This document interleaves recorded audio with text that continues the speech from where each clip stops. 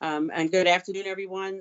This is Linda Chin, your board chair, and I'd like to welcome you to the public board meeting of the Baltimore City Board of School Commissioners.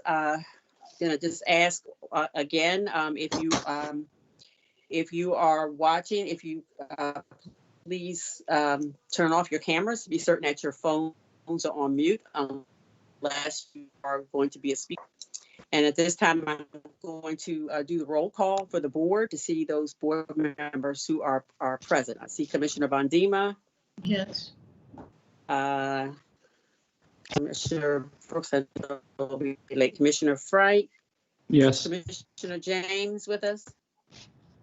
I see Commissioner Frank, thanks. Is Commissioner James? Okay. Commissioner McFadden? Okay. Commissioner Reed? Let's see. Commissioner Richardson? Yes. Commissioner Roberts? Yeah. Commissioner Sykes? Here. Hi there. And Commissioner Chinya. So I think I count 7. All right. Is there a motion to reopen the meeting? So move. Thank you, Commissioner Bondima. Is there a second? Richardson. Thank you. And those in favor, Commissioner Bondima? Yes. In favor to reopen? Commissioner Frank? Yes. Thank you. Commissioner Reed? Yes. Okay. Commissioner Richardson? Yes. Commissioner Roberts? I think she is. Commissioner Roberts, you in favor of reopening the meeting? Yes, I was having trouble. Okay. Thanks. Commissioner Sykes? Yes. Good. And I'm in favor. We don't have anyone objecting or abstaining, so this motion passes. We have 7 in favor and 3 absent.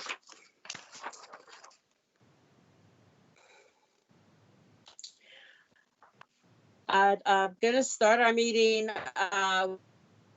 with one of the traditions that we have, although this is quite a sad one, but I'd like to recognize the passing of former City Schools employees and students. And tonight, we're sending our condolences and our thoughts and our prayers to these folks, their families and their friends.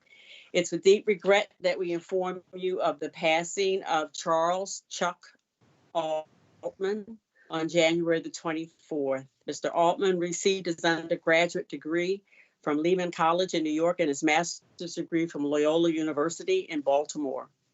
Mr. Altman, or Chuck as I knew him, began his career with the Baltimore City Public School System in the mid-1970s as a 3rd grade teacher and was later promoted to department head over special education at Southern High School.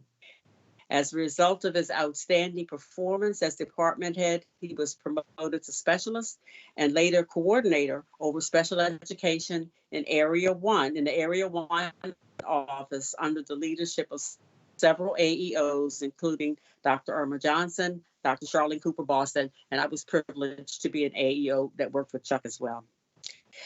Later, he went on to work at the district office, where he worked in various positions until retirement.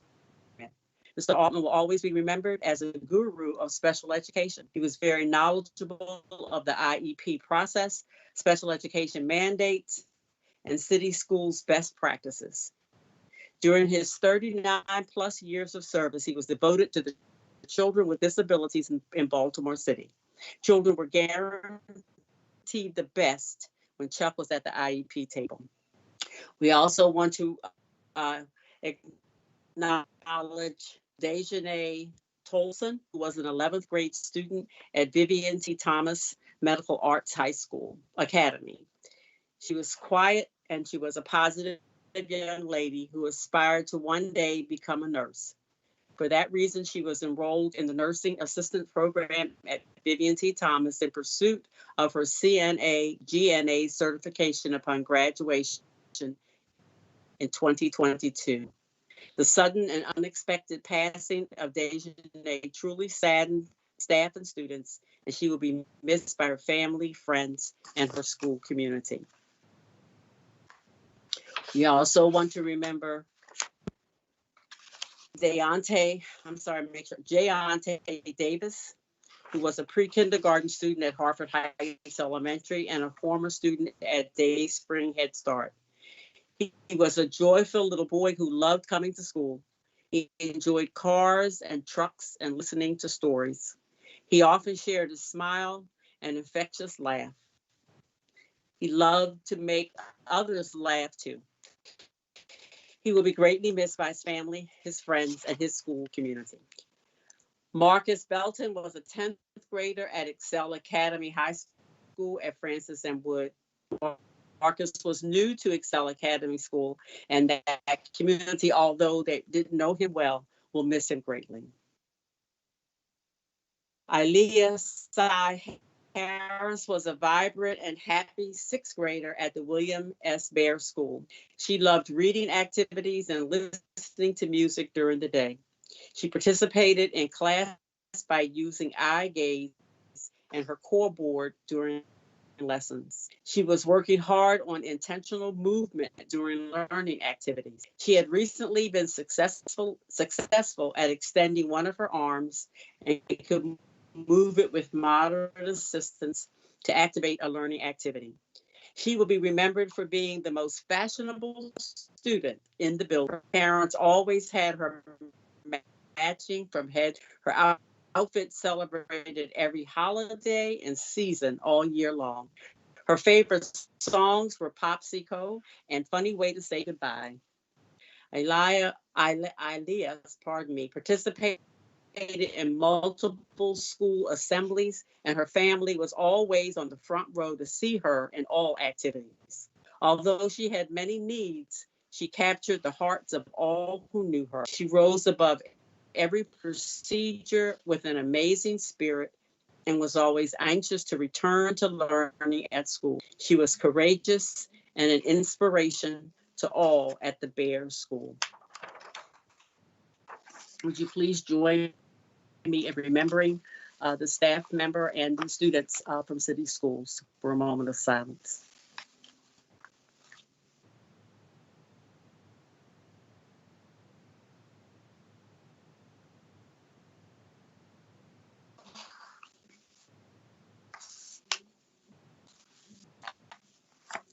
Thank you.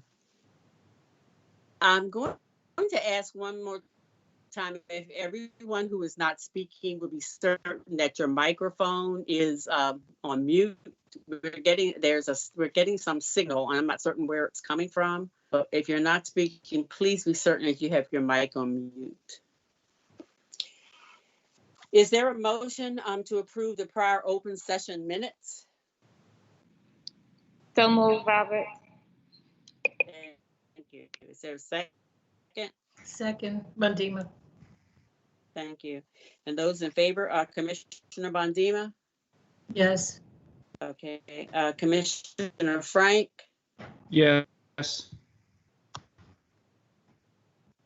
Commissioner James here yet? Yes, I am, and I I'm. don't see her. I'm Okay. in favor. Okay. Commissioner James, thank you. Commissioner McFadden? Yes. Okay. Commissioner Reed? Yes. Commissioner Richardson? Yes. Commissioner Roberts? Yes. Commissioner Sykes? Yes. Okay, and I'm also in favor. We don't have anyone opposing or abstaining, so we have this motion passes. We have 9 in favor and 1 absent. Is there a motion to approve the closed session summaries? Yes, So Frank. Thank you. Is there a second? Richardson. Thank you. And all those in favor, Commissioner Bandima, Yes. Commissioner Frank, Yes. okay. Yes, Commissioner James, Yes. Commissioner McFadden, Yes. Commissioner Reed, Yes. Commissioner Richardson, Yes. Commissioner Roberts, Yes. and I'm in favor, and we don't have any opposed or abstained. This also passes. We have 8 in favor and 1 absent. Thank you. I have several things I would like to share as a part of my remarks. And I just think as we are approaching really the 1-year anniversary of the disruption to the normal experience of schools for our students and our staff and our families, I thought I'd like to just review sort of the happenings and the process that has occurred here in city schools. As you recall, back in March of 2020, Maryland, the state of Maryland, closed all schools as one measure in a declared state of emergency due to the coronavirus crisis. And then in May of 2020, the state superintendent of schools, Dr. Karen Salmon, released a document called Maryland Together, Maryland's Recovery Plan for Education. And this document was described as guidance to support the planning, the implementation, and process of reopening schools for the 2020-21 school year. The guideline included detailed suggestions and descriptions for operational and instructional planning, which is traditionally included in the responsibilities that the Baltimore City School Board has charged to the CEO. After reviewing the state guidelines, the board has participated in the planning and the implementation of a reopening plan with the CEO. The plan is based on a strategic timeline to move from full virtual to in-person teaching and learning based on the priorities of student needs and operational readiness. The planning process involves continuous data collection and analysis, as well as consultation with health and education leaders, both locally and nationally. And I would like to note here that our CEO is considered one of the experts nationally, as noted in her recent appearances on both PBS and CNN and other national news media. The key principles for the plan include ensuring safety for students and staff, having appropriate resources for our schools, and providing parent choice. The board has approved a large investment in equipment, in mitigation, in resources, and testing. The comprehensive reopening plan outlined 3 possible phases for us: virtual, hybrid opportunities, and then hopefully back to normal.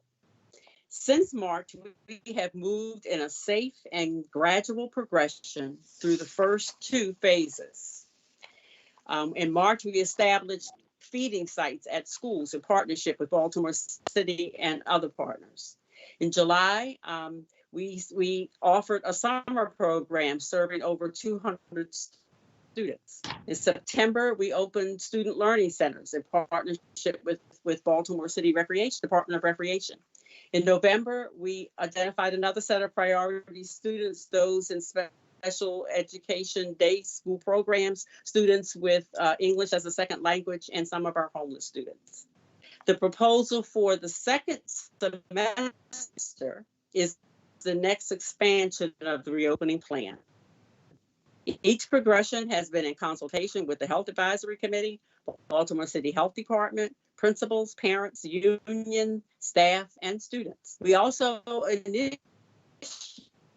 a comprehensive communication strategy to share the plans, to receive feedback, and to respond to special requests. And some of the actions within that plan have included weekly sessions with the Health Advisory Committee, with board leadership, with staff, with the BTU, the creation and posting of standard operating procedures, the updates at public school board meetings, both the committee meetings as well as the business meetings.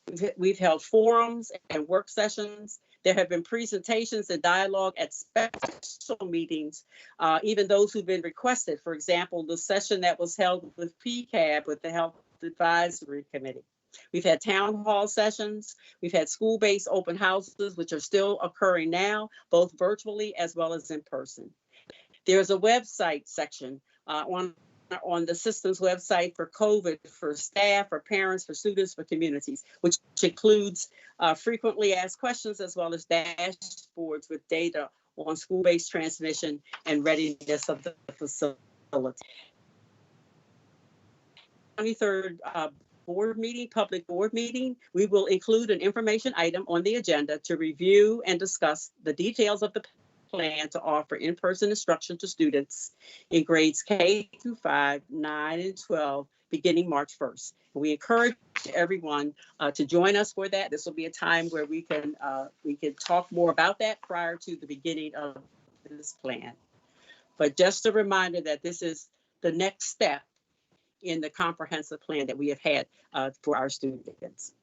I'd also like to take some time to congratulate one of our board members on two great honors that she has just received, and this is Commissioner Chantel Roberts. She's been accepted into the Council of Great City Schools inaugural governance coach cohort.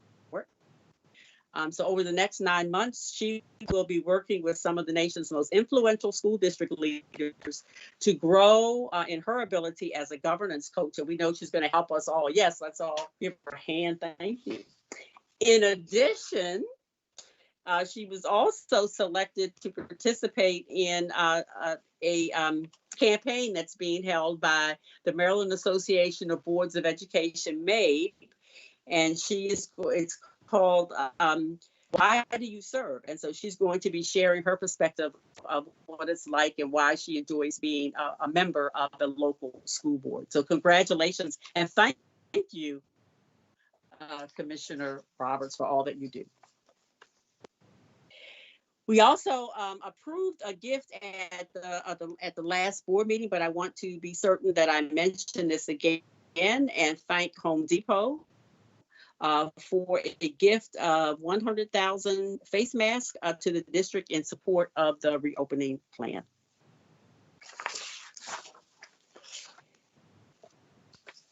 So that concludes my comments, and now is there a motion to approve the quasi-judicial matters? So moved. So approved. Oh, I'm sorry. Go ahead, Reed. Thank you. Commissioner Reed and Commissioner Richardson, you'll second. Thank you. Sure. And all those in favor, Commissioner Bondima? Yes. Okay, Commissioner Frank, Yes. Commissioner James?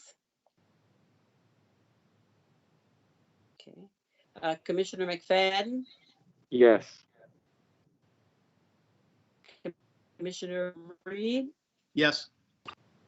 Commissioner Richardson? Yes. Okay, Commissioner Roberts? Yes.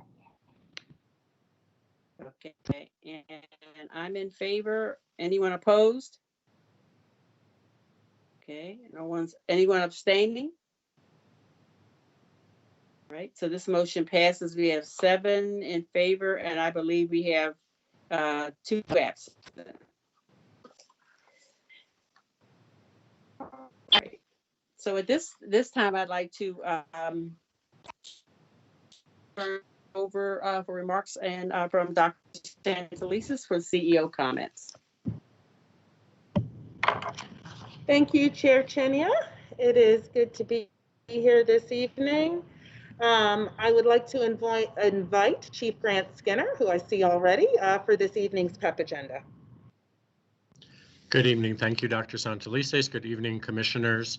We have one appointment announced this evening, and it is that Armsby Carbon, Special Assistant in the Office of the Chief Technology Officer, was reassigned Interim Director of IT Technical Support Services, effective January 30th through June 30th, 2021. Thank you. Thank you, Chief Grant Skinner, and thank you, Mr. Armsby. Congratulations. I would like to begin this evening by highlighting an exciting project involving our CTE students at Carver Vocational Technical High School. and members of their community. Last spring, Vice Chair Richardson introduced the CTE office to two new partners, the Carver baseball coach and a MICA architecture professor who were interested in working with the construction teachers at Carver to rehab a vacant house in the school's neighborhood. I am very pleased to welcome Mr. Mike Rosenband and Mr. Timmy Aziz, who will describe their progress to date. I would also like to recognize Sterling Hardy, a 2012 graduate of Carver, who had the original Carver House idea, but was unable to join us this evening. I will turn it over to Mr. Rosenband and Mr. Aziz. Thank you. Thank you so much. What a wonderful honor to be here. Thank you for having us again, Commissioner Richardson. Thank you again for the wonderful introductions that you've made to really help us to move this project forward. My name is Michael Rosenband, and I have Carver baseball coach for 10 years. And in that, we really work to try to identify work-based learning opportunities. And as Commissioner Santley said, Sterling Hardy, who did graduate in 2012, said, hey, we're learning all these wonderful skills. We'd like to figure out how we can apply them more practically to some vacant houses that are directly across the street. And so while Timmy and I have worked together since 2019, November, on this project, it really was a project that began way back in 2012. And we're finally at a point where we're starting to build some progress and some partners, and we're excited and thrilled to share with you where we are with that. Timmy, if you'd like to introduce yourself.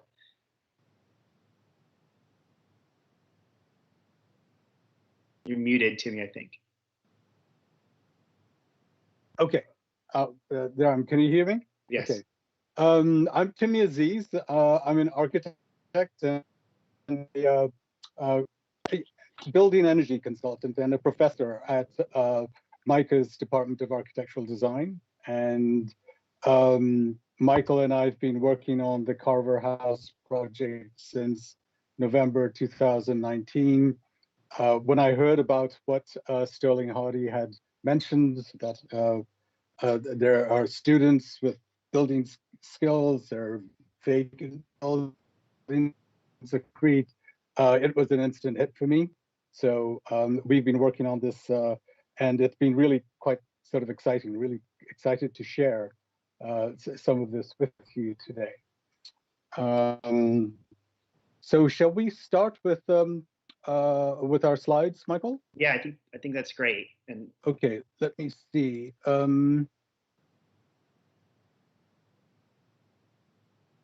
Are you able to see anything yet? yes. And maybe you are. Okay. Okay. Yes. Okay. We have a 2-minute video that we submitted for a block beautification grant that engages the community, and it's focused more on block beautification, but it touches on the Carver House project. But I think it gives you a sense of how, the grounding of this particular project. So Timmy, if you don't mind to play that. Okay. Here we go.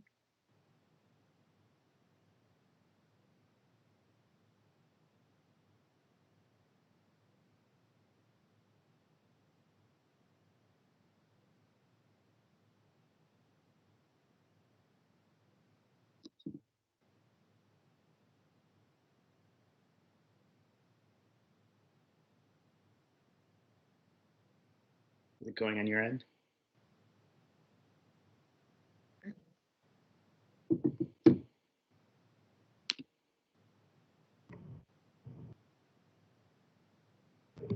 I don't know if we can we hear it? I don't think I can even see. Not yet. Yeah. The screen is not, I don't see anything. Oh. It seems broken up and there's no volume. Okay. Oh, shall I pause it?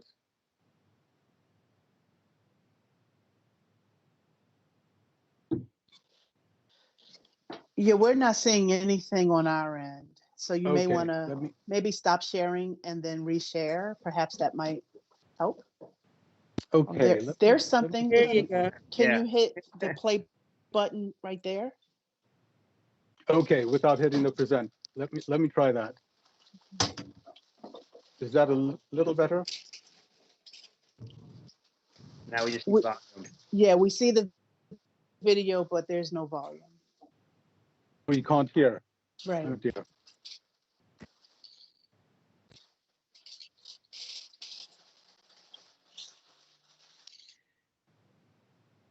So there are 15 homes that are across the street from Carver and 5 are vacant. And we've identified one where we have site control that we're focused on in this particular project. And we're engaging the construction trades in this project. Timmy's actually working, Aziz, right now with construction aid design students at Carver. So it's a real project, it's ongoing. And that's Sterling Hardy there that we talked about earlier, whose original idea was. So he's intimately involved in what we're doing. Yeah, and to just keep talking through it. So our idea was to really use the renovation of vacant buildings, not only to teach students, to use it as a learning tool, but also to address the issues of the neighborhood. And in that way, we began to realize that Sterling's idea had really a lot of strengths. There would be a number of very powerful outcomes that were to be had, right, Michael? Yeah. So yeah. There's Yeah. a social focus, an economic focus, an environmental focus. So we're doing our best job to try to take away all excuses for this particular project. And there's no reason this kind of building science can't happen at Carver, and why it can't happen in West Baltimore. And this is a pilot project for this to happen. Yeah, right. So what happens is that we began to realize that there's as Michael mentioned, the social, economic, and environmental aspect to this project. I'm very interested in teaching Carver students about energy efficient building techniques, because Baltimore is really very short of builders and tradesmen who know, and even designers who know about energy efficient buildings. And so we ended up with a project strategy that has like really 2 interlocking cycles. Are you able to see this? Is this coming across? Yeah. It's a blank, Timmy. Sorry? It's a blank canvas. You're not seeing anything? No. Okay. Can you see it now? Do you see it now? I can. Yes, we do. Yes. Yeah. Yes. Okay. So we have a strategy, one of kind of developing,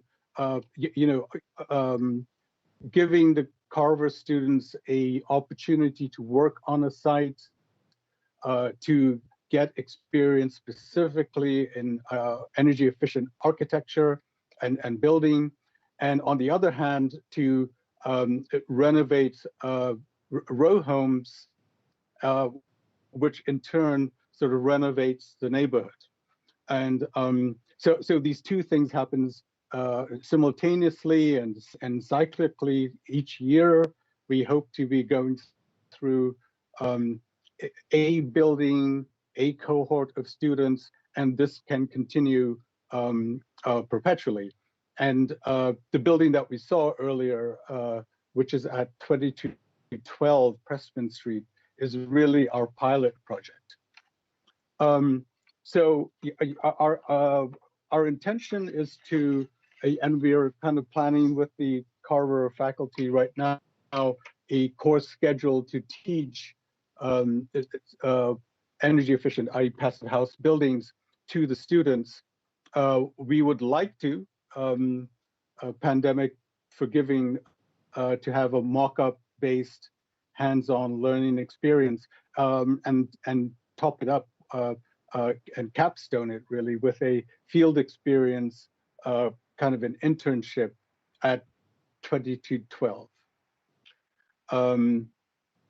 And that would give the students a kind of a jump start into job placement. Not only would they have had construction site experience, they would have had a very special construction site experience, that is of energy efficient building, which is something that, as I mentioned, is currently very weak in the city, but we know that our codes are getting, energy codes are getting tighter, and these people in this field will be in further and further demand.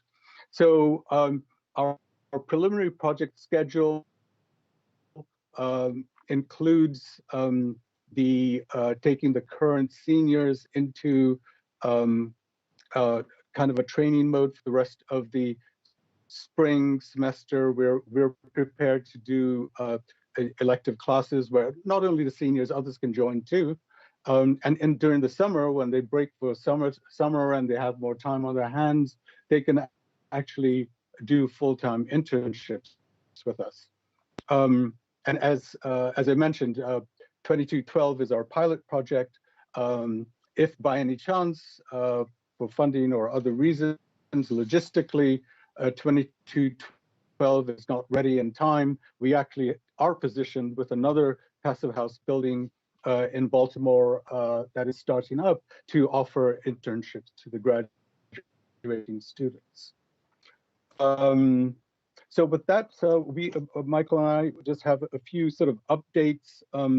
We are currently participating in Professor Davis's design and construction drawing classes. We are planning the classes for energy efficient buildings and finding a time slot for them. We're taking instructors as well as Southway builders to visit the row homes this Thursday. And we are involved with ongoing prepping and outreach to community and other partners. Micah also has supported this project in several of our grant applications. I have also recently submitted a grant for a course release for next semester to make time for this project. We hope the synergy between anchor institutions will also develop over this project. And Michael, do you want to add something perhaps about the grant applications or anything? I think he was accidentally dropped, so. Okay. Yeah, Michael is traveling. I should find a way to stop the share because that was the last slide. I'm a little bit unfamiliar with the Microsoft Teams methodologies, but let's see if I can. Okay, so we're back to our normal cameras. So there we are. We have actually applied for many grants. We were finalists for an enterprise housing challenge this year. We have applied for the Bernie grants with the support of the neighborhood housing services. The video that you saw was for a United Way neighborhood grant that we're yet to hear about, and we're teaming up on a CDE grant application. So funding is, of course, a priority for us, as you can imagine. We'd appreciate any kind of leads and introductions which might lead to such potential funders.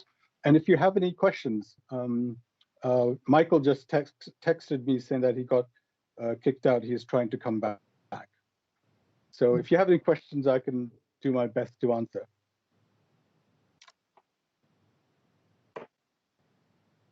This is Bandima. Is it okay if I speak? Yes, Commissioner, please. And I know Dr. Santelice is going to say something. This has been so long coming.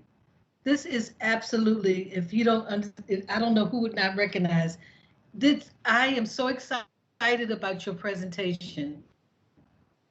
As a person who taught environmental science, everything that's involved in that project is exactly what we need for our kids. Because one of the biggest issues is that When our students go out for jobs or positions, the first thing the contractors say, try to find out what do you know and what are you going to offer to the position. And what you have done is you are giving the students experiences, and and you're preventing it's not costing the owner or the contractor or the company money. You're coming on a job training, and not all of our kids will go to college.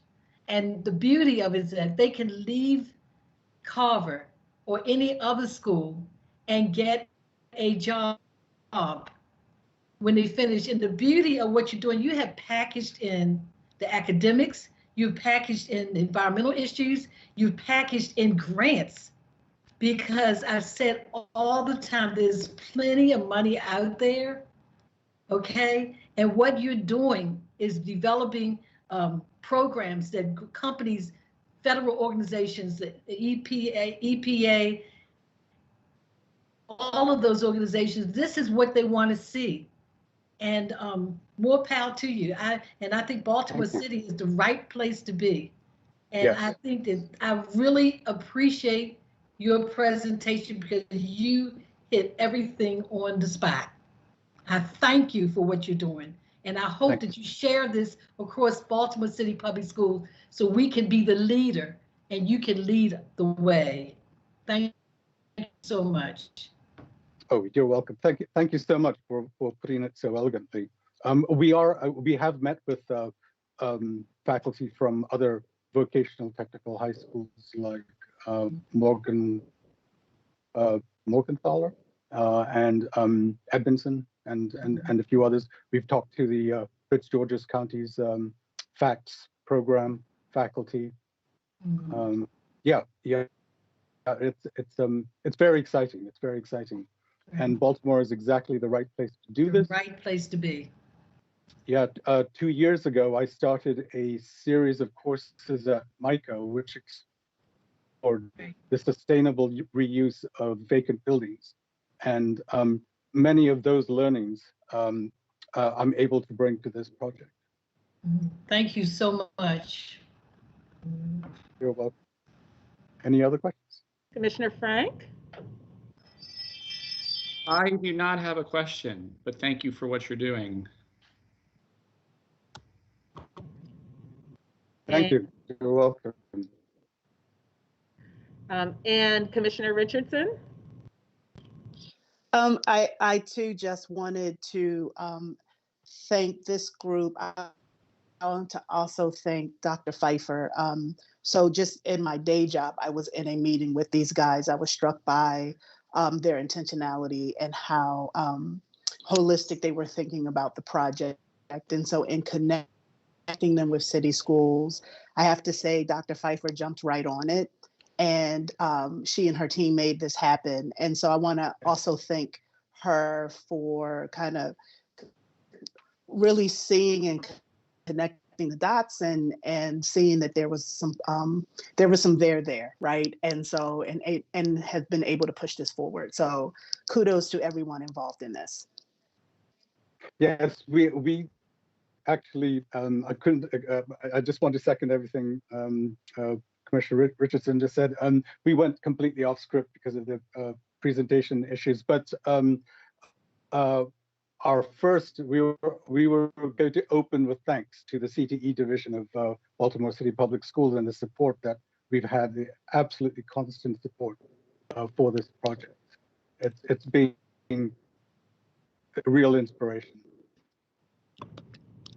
Well, I just want to thank both of you for your work in really helping to make the kind of connection that you've heard Commissioner Bondima describe, Commissioner Richardson describe. I want a big thank you to Commissioner Richardson for just being proactive in this, as well as our CTE team, our college and career ready team, Dr. Pfeiffer for picking it up, but really Mr.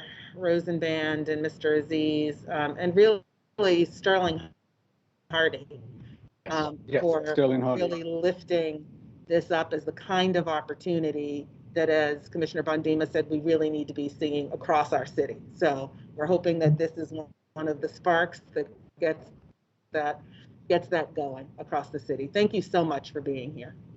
You're welcome. And I'll circulate links for the videos so you can watch it here. Thank you so much for having us. Cheers. Please do. Thank you. And I do want to just remind also the public that the timing of this is good because our career readiness plan will be presented at our March 9th board meeting. And we really invite our community and employers to partner with us in these efforts to really expand the real life learning opportunities for all of our young people. Last week, we announced a 2-week delay in our launch of the next phase of expanded in-person learning until the first 2 weeks in March. We made this decision in response to school leaders, teachers, and other school-based staff who noted that the shift to in-person teaching and learning really did require additional time to implement successfully. This delay, this extra time will provide time also for families and staff to understand and prepare for this experience fully. Tonight, I also want to share information about the plan that we're developing to offer regular COVID testing for all staff and students on site for in-person learning at schools. As we all know, regular testing is acknowledged by many experts as an effective measure to mitigate the spread of COVID. We've begun productive conversations with union representatives about our shared interest in an asymptomatic testing plan, such as this for staff and students at all levels. As BTU has shared with us, and we agree, frequent testing is an important part of our ongoing health and safety protocols. We are working with our partners to finalize our plans, which will be announced in the next few weeks, but the plan will likely include a combination of individual saliva-based tests and pooled testing for staff and students. And both tests will be PCR tests, the gold standard for diagnosing COVID-19 with the highest level of accuracy and reliability available. This asymptomatic testing will be in addition to the incredible partnership we already have in place with the University of Maryland Medical System that already provides daily on-site COVID testing for any staff or student with COVID-like symptoms and their close contacts.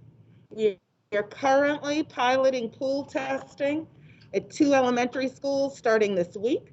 Pool testing is when a self-administered nasal swab is collected in a single vial from a group of up to 25 students and staff.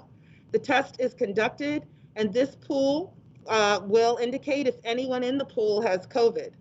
We're very excited about these additional protections to the health and safety of our students and staff.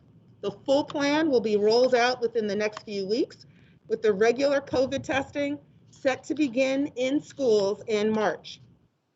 Also in early March, we will be providing additional temporary staff to schools to support the testing program and other health and safety measures at schools. We are also continuing to make significant progress in our vaccination efforts. As of yesterday, our partnerships with Johns Hopkins and the University of Maryland Medical System have resulted in about 5,000 staff members receiving invitations to be vaccinated, of which an estimated 2,200 staff have received vaccinations or have pending appointments scheduled. We also know that staff members have received vaccinations through other sources, such as Baltimore City Health Department, the Baltimore Convention Center, and pharmacies. Today, we are inviting approximately 1,100 more staff to participate. In summary, that means all staff currently working in person, as well as those starting in person on March 1st and on March 15th, will have received invitations to be vaccinated. I am sincerely grateful to our partners and to our staff who have worked feverishly to accomplish this huge task. As I have said before, everything we do around reopening our buildings for in-person learning is an exercise in building trust with our staff and with our families. Each school will host an open house for families to provide them firsthand experience with our safety procedures and guidelines. Schools are also encouraged to demonstrate what a typical school day will entail for students through day in the life presentations. We will also host various information sessions with health experts so families can clearly understand what in-person learning means for them and their students, starting with our first event tomorrow at 5:30 p.m. on Facebook and Twitter. We are also providing health education opportunities for staff with experts from our community partners, such as Johns Hopkins and the University of Maryland Medical System. We had our first event last week for L44 and Cub members, which includes custodians, food service workers, and others. And we will host similar opportunities for principals, teachers, and other staff in small groups in the coming weeks. In conclusion, we are sparing no effort to fulfill our pledge to offer safe in-person learning opportunities for every student and family who needs our support. I am deeply grateful to all those who have worked so hard and successfully in a spirit of partnership and collaboration to overcome the obstacles in our path. And I want to say a special thank you to Chief Allison Perkins Cohen for her tireless effort in working to lift the first asymptomatic school district testing in the state right now, school districts. That concludes my remarks for this evening. Thank you, Dr. Santelises. I hope folks will please take advantage of those opportunities to get more information as we are moving towards our time to expand our in-person opportunities. Thank you again. At this time, we're going to hear a presentation from Commissioner Michelle Bondima and our board executive, Mr. Christian Gant, on the update on the board's strategic planning and the process. Hey, thank you. Couple seconds, he's putting up the slides. Okay, can everybody see the slide? Yeah, we can see. Yeah. Okay. Okay, thank you. I'm going to start off with our slides. It's going to be sort of brief, but it's an update. And we were trying to update the board and the public with where we've been going for since 2019 of September 2019. Okay, last year the board set out to update its strategic priorities along with the district's vision and mission. Our original strategic plan was written in 2015, and I want to say thanks to Andy Frank for having served on that committee. And we were able to review those documents that Andy was able to have available for us to give us some background and some feedback. And so therefore we needed to ensure that our priorities match the needs of our students today. At the board retreat in September 2019, we established some principles to guide this process. We intend for this to be a living document that departments can use to guide their work. It was intended for this to continue through different iterations of the board and CEOs, We want strong metrics to ensure accountability and oversight. With that in mind, the Strategic Planning Committee, and I want to thank our committee, Commissioner Dr. Darrell Brooks, and our Assistant Board Chair, Commissioner Jeanette Richardson, for having worked on this project, okay, in order to enact the board's directive. We identify these clear goals for the outcome of this process, creating a shared vision for the board, the staff, students, families, and stakeholders. Okay, the goals of this committee was to create a shared vision for the district, promote district-wide accountability. Again, I'm repeating that. Identify clear data that drives decision-making, align resources to meet strategic priorities, build public support for district vision, and share district progress with the public. In keeping with the district's accountability for monitoring the progress towards our goals, using data, even when negative, to drive our decision-making, properly aligning resources to meet our goals, building public support to engage stakeholders and alert them to needed changes, attract resources to the district, and finally, sharing our progress with the public by creating public-facing dashboard to monitor our progress. Again, I want to acknowledge the hard work of each of the commissioners who worked on the committee, and I would like to include our Executive Board Director, Christian Gant. He was very active in assisting us in this project. And I also want to thank the consultants that supported the work so far. That's the MWPR Associates and Sage Wellness. I want to thank our community partners, our families, students, teachers, and staff that provided some wonderful feedback on our proposals. It was invaluable in letting us know if we were on the right track.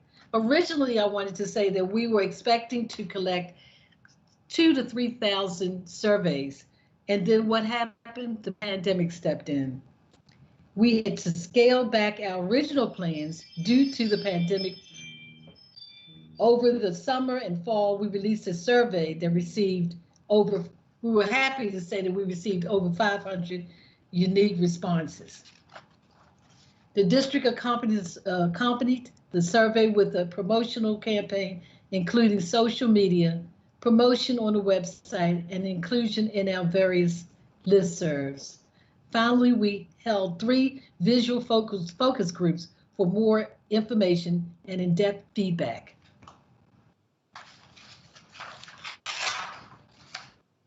You want to take over, Christian? All right. I'm going to briefly touch on some of the feedback that was received in the focus groups and through the surveys. And after reviewing the feedback, the committee decided to revise the original drafts of the vision, mission, and priority 5. So one repeated theme was the need to provide a safe learning environment for our students, that the district needs to recognize and lift up other avenues of success for students besides college, such as trade schools and entrepreneurship. Another common theme was a more culturally aligned curriculum, more resources for teacher certification and recertification, 21st century buildings for all students, more active parent engagement at all our schools, multiple AP courses at every school, and finally, regular staff training on bias and racism. Commissioner Bundy, I'll turn it back to you. When we look at, you did read the vision and mission. Oh, no, I didn't yet. I was turning it over to you. Okay, thank you. Okay, you can see on the chart the vision and mission, but I'll go ahead and read it anyway because it's really important. And I'd like to say when we put the vision and mission out there for the public and entrepreneurs and the faculty, staff, and the public to review, we made changes and after listening and taking into consideration, we came up with the vision and mission.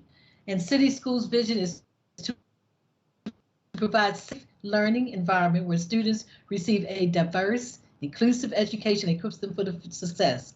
City Schools' mission is to provide a quality education that focuses on the total development of each child All students are equipped with the life skills and academic foundation needed to contribute to our changing society.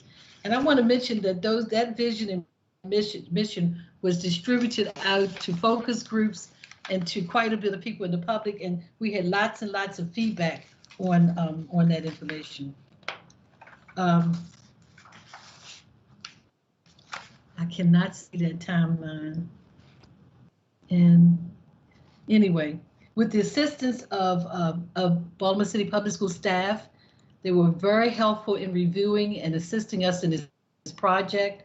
And we're happy to report we've finalized our objectives for the last school year. And as you can see, we have a timeline that we laid out for the project that will go through 21 to 22. The goal was to complete it in 2021, but because of the emergency, it will extend to 22. And we're happy to report that we finalized our objectives for the last school year. For the rest of this school year, we will be focusing on developing matrix attached to each priority and begin development of a public-facing dashboard for all of our stakeholders to see our progress. And actually, that's the end. We're happy to report we have finalized our objectives for the last school year. For the rest of the school year, we will be focusing on developing the matrix, as I said, and attach them to the priorities to begin development of the public facing. Again, I want to mention that to see our progress. And at the end of this presentation, I just want to mention the commissioners who were involved in assisting us to get to this point. And that's Dr. Darrell Brooks and our assistant chair, Jeanette Richardson, board vice chair. And that's it. If I can just add, Commissioner Bondima, just that the proposed priorities are located in the appendix, so you can view that on board docs, and we'll also be adding a section to the board website about the strategic planning process. The next steps are the board will vote on the proposals at our next public board meeting on February 23rd. And finally, we continue to gather public feedback during this process. So if you're interested in participating, please reach out to the board office. I also want to mention, and I see Commissioner Reed in the hand up. I also want to mention to you that we took into consideration comments made from the public, from our focus group, from our stakeholders, and we reviewed all of them, and we made a few changes because we wanted to make sure that everyone was a participant in it. And our staff will continue to be a part of assisting us to get to where we need to finalize this project. Commissioner Reed, you had a question? You're muted. Can't hear you. That helps. Thank you. Mm-hmm. My first two questions are in terms of clarity. Okay, the document's based on community engagement, I'm assuming. Are we going from community engagement back to committee, where you work with a consultant, you come up with an end product? That's my first question. And my second question, this has a mission, this has goals, this has a vision, but the district also has mission, goals, and vision. Is there some way they dovetail, or they coexist, or are these two parallel tracks? And my third one is going back to the strategy, the mission, and the vision page. So I guess those first two questions, I guess one is in terms of the timeline, community, committee, then with the consultant come up with an end product. And I guess my other one is how this dovetails with what districts is doing in terms of their vision, mission, and goals. Well, you can start. I'll jump in there. Okay.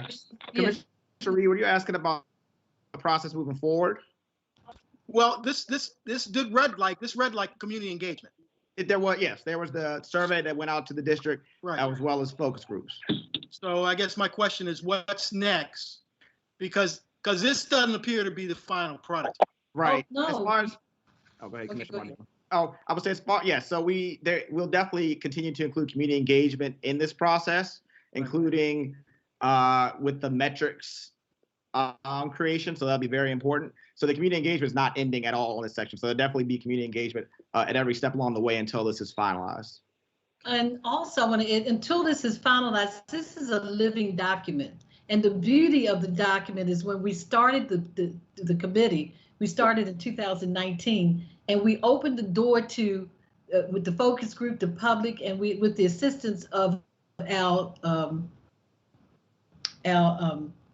contractors, our consultants who assist us with it. In addition to that, we reviewed some of the documents from Andy sent, and Commissioner Frank had documents from 2015, and we reviewed that, and we include the staff, and right now it's not complete. Okay. But it will be complete because due to the fact that we had this pandemic, we had to slow things down, of course, but we have been including the board. We send documents out to the board for comments and to receive, participation in it. So right now we're going to say, in reference to what you just said, it will probably take until 2022 to complete the document. We would have finished that by now, but because of what's going on in the, as far as the pandemic, we were not able to move as fast as we would like to have. Okay, and lastly, paragraph 2, line 2 of your mission. Isn't that really your vision?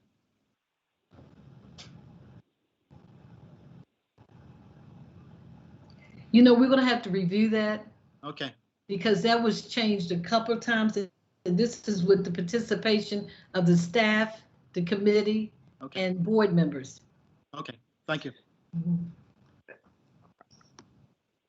Any other question?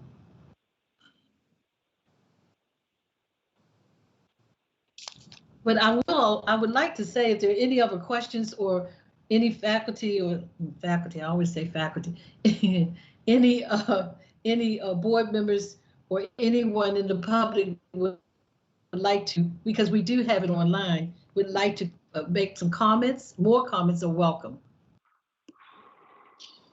This is Commissioner Richardson. Commissioner Bondima, I just want to say to you publicly, I have thoroughly enjoyed working with you on this project. You have led a wonderful process. And I think the thoughtfulness of backing us up, having us go out into the community was just brilliant. And so I really appreciate your leadership with this strategic plan. Thank you so much. Couldn't have done it without the committee, and Christian was so active in you as well, and Dr. Brooks was also, just a few of us. We worked a lot on this project.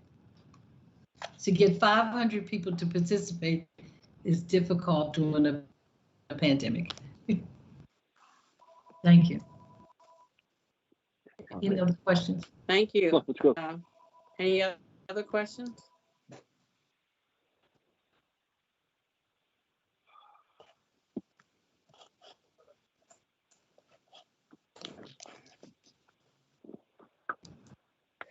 I don't think so. I think that was somebody in the audience, but I didn't hear any other questions. Even that took a little while.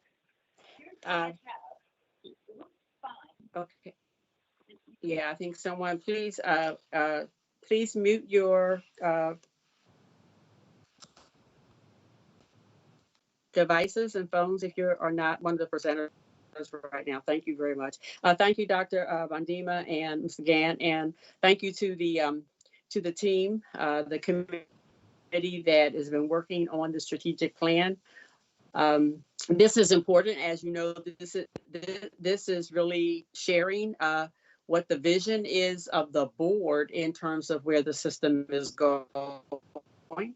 And then as we go from year to year, as we hear when Dr. Santelises is presenting and sharing in terms of what a particular priority might be, that might be based on a current need, but it's within the scope of our full strategic plan of what we would like to see happen for as the city schools and the direction that city schools needs to go in. So please, one of the promises in this process was that we would have regular updates.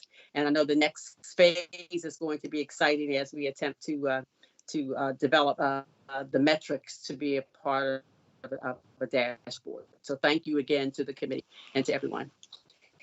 So at this time, I'm going to review the consent agenda.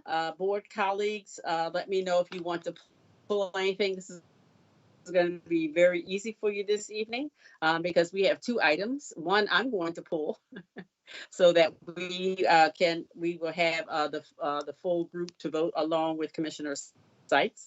And so the question is, does someone want to pull item 12.01, which is the supplemental instructional materials item? Okay. So hearing nothing at that point, we'll move into public comment. If anything should happen that changes someone and you'd like to come back to that, I will return. We have speakers from recognized groups, and as always, those speakers have the opportunity to speak for 5 minutes. And our first group is the Baltimore Teachers Union, and we have Tina Duncan Evans, who is representing the BTU this evening. Welcome, Ms. Duncan Evans. Thank you very much. Can you hear me? Yes. Can you hear me? Okay, great. Good evening. My name is Christina Duncan Evans, and I am the Teacher Chapter Chair of the Baltimore Teachers Union. On behalf of our members, I would like to thank you for the 2-week delay of the expansion of in-person learning. Thank you for listening to the heartfelt questions and concerns from teachers, PSRPs, administrators, students, and families. Thank you for the work that you are doing to keep city school students and staff safe. Thank you for increasing transparency and communication in a situation where there are no ideal options on the table. Thank you for advocating for students, and thank you to those board members who have taken the time to connect with a broad range of people who are directly impacted. We hope the district is listening not just to feedback about reopening, but to feedback about the town hall format that has recently been employed. Families and educators have overwhelmed the chat feature during virtual town halls, and despite asking thousands of questions, they don't feel like this format answers their questions or addresses their concerns. A town hall structure is rooted in early American colonial, patriarchal, and theocratic governance models that traditionally excluded the perspectives of women and people of color, while prioritizing the viewpoints of those who were privileged to speak by virtue of their economic or social standing. Calling our current conversations town halls is meant to denote direct democracy, but the structure as it is currently practiced unintentionally carries on the marginalization and exclusion of voices that challenge the dominant perspective. Listen to students on learning loss, and they'll tell you that school right now should focus on quality over quantity, and that the losses they've experienced in the last 11 months go far beyond standards-based learning. Listen to educators who will tell you that the grading system we are using is built for in-person learning, and a 70% wait for assessments is inappropriate for our context. What we have to say is more complicated than what can fit in the chat box of a virtual town hall. What we are about to do is logistically more complicated than anything city schools has tried to pull off before. We need a phased-in approach that prioritizes English language learners, hard-to-reach students, and those without passing grades, instead of an open sign-up for all parents, regardless of need. This approach better aligns with the city schools equity policy, which states that for any program, practice, decision, or action, the impact on all students is addressed with strategic focus on marginalized student groups. These students have lost the most with the shift to remote learning, and they stand to gain the most by returning to in-person learning. At the same time, these same priority student groups overlap heavily with the poorest Black and Brown communities most impacted by COVID's racial disparities. And we must take the utmost care not to further threaten the well-being of the students that have already been hit hardest by COVID. The BTU is calling for all ventilation upgrades to be completed before the expansion of in-person learning, and for there to be a robust and proactive testing program in place for symptomatic and asymptomatic students and staff. Regular, weekly, asymptomatic testing is shown to both mitigate the spread of COVID-19 as well as increase trust and participation in in-person learning. A study of 6 K-12 pilot sites across the country found that, quote, weekly screening of all students, teachers, and staff can reduce in-school infections by 50%, making it more effective than masking, but less effective than social distancing. However, less frequent or widespread testing adds limited value above and beyond other mitigation strategies, end quote. We understand that both testing and ventilation upgrades will be expensive, and the district doesn't currently have the state or federal funds necessary to make these improvements a reality at all 170 schools. That's why it's important that we prioritize ensuring that all staff that want to take the vaccine are fully vaccinated before returning to buildings, and not opening schools before community metrics for positivity and case rate have been met for a week, instead of setting an arbitrary expansion date, regardless of where the data is. We remain in the highest risk category defined by the CDC for the risk of in-person transmission. Instead of town halls that replicate the marginalization of previous generations, we need conversations based in restorative justice and anti-racist values that prioritize listening and accountability. The path forward begins with listening to the directly impacted and showing them through your actions that they are valued for more than their ability to increase test scores.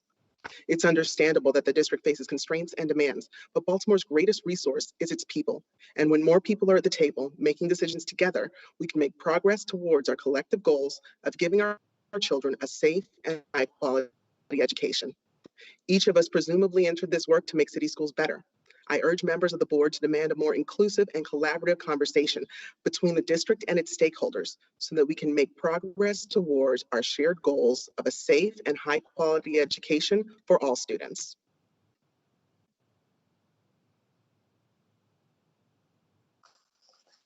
Thank you, Ms. Duncan Evans.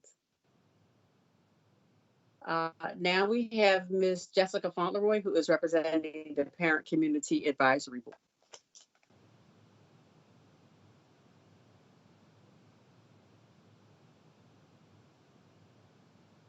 If you're on your phone, you can hit *6.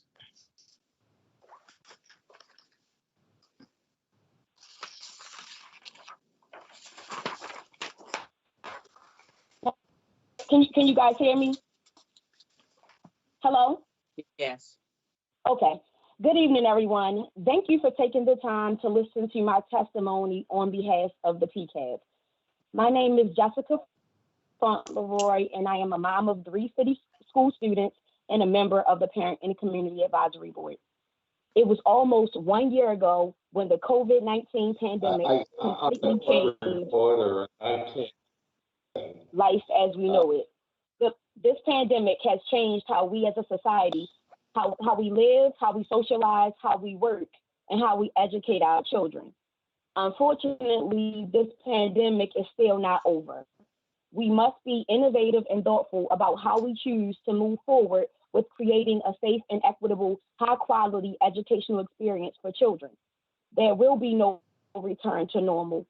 In a post-COVID-19 world, it is our responsibility to create a new normal, a safe and effective new normal. It has been and will continue to be a long road to recovery. Last week, PCAD publicly expressed our opposition to city schools' current plans to expand in-person learning. Improved communication, authentic engagement and collaboration, and intentional transparency are our 3 asks related to improving this plan to make it safe for staff, educators, and students, and to make it equitable to students across the district, regardless of zip code and socioeconomic status. We ask for improved communication because we are frustrated that we have still not received answers regarding the defined metrics for opening and closing school buildings. We have learned that the district has a health advisory group, but has declined to make that group available to the public, even as it has abandoned earlier positivity and case rate metrics for opening and closing schools. At present, we have 0 public metrics to help parents and the community understand when schools will close and for how long following a positive test, school outbreak, or rising community transmission. Last week, the district introduced a ventilation dashboard to share information with families on updates on schools' ventilation systems. However, it was quickly taken down and has not yet been re-released. How can parents make an informed decision about sending their child into school buildings without these important pieces of information being communicated broadly to parents across the district in various languages? We ask for improved communication and intentional transparency regarding the reasons for expanding in-person learning while the pandemic still rages. BCPSS mentions grade failures, students' inability to access internet, and not attending virtual classes, and learning loss in all grade bands as the issues driving reopening. Before the COVID pandemic, there have been challenges regarding inequality and the quality of instruction and education that school students have received. PCAB would like to know, what is driving reentry? Is the district making decisions based on health data or academic data? If the latter, how does the district intend to ensure that student slots, in-person slots, are filled first by students who are failing, in danger of failing, or who have been chronically absent? How does the district plan to reach families that have been unreachable for most of this pandemic regarding expanded in-person learning opportunities? We read reports from other cities where a first-come, first-served approach has led to the overrepresentation of white and higher income families, and want to know how the district intends to prevent that from happening here in Baltimore. When it comes to students who remain on virtual learning, what interventions will be put in place to assist those students with additional resources and services to improve failure rates? Lastly, we ask the district for authentic engagement and collaboration with PCAB and other community partners in their plans to continue to expand in-person learning. This includes town hall meetings. We can directly address district leadership, and there's two-way communication. PCAB will be hosting an open listening session for families and community members to express their feelings or ask questions regarding in-person learning next Thursday, February 18th at 6:30 p.m. Follow PCAB on Facebook, Instagram, and Twitter for more details on this forum. Thank you for your time.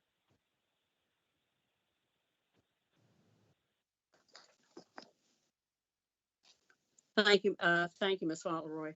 I just need to let you know that I apparently am having a lot of issues with being connected. So if I should disappear, it is because things are happening in my area. So I apologize for that. I'm going to turn it over now to the board exec for additional public comment that have signed up.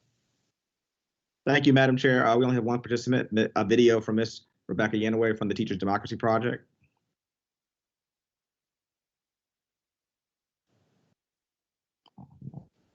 Goes away. My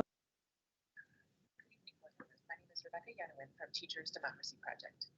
We appreciate the efforts to look at closings with an equity lens and to prioritize underserved communities.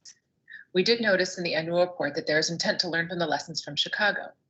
Just to summarize those lessons, we know that students affected by school closures are disproportionately the most vulnerable, low income, likely to have lived in many different locations, likely to have repeated, and more likely to receive special education services. Students often end up in schools that are no better academically than the schools that they came from, only a small percentage ending up in the top tier schools. Students in schools facing closures often experience a drop in performance in the year prior to moving.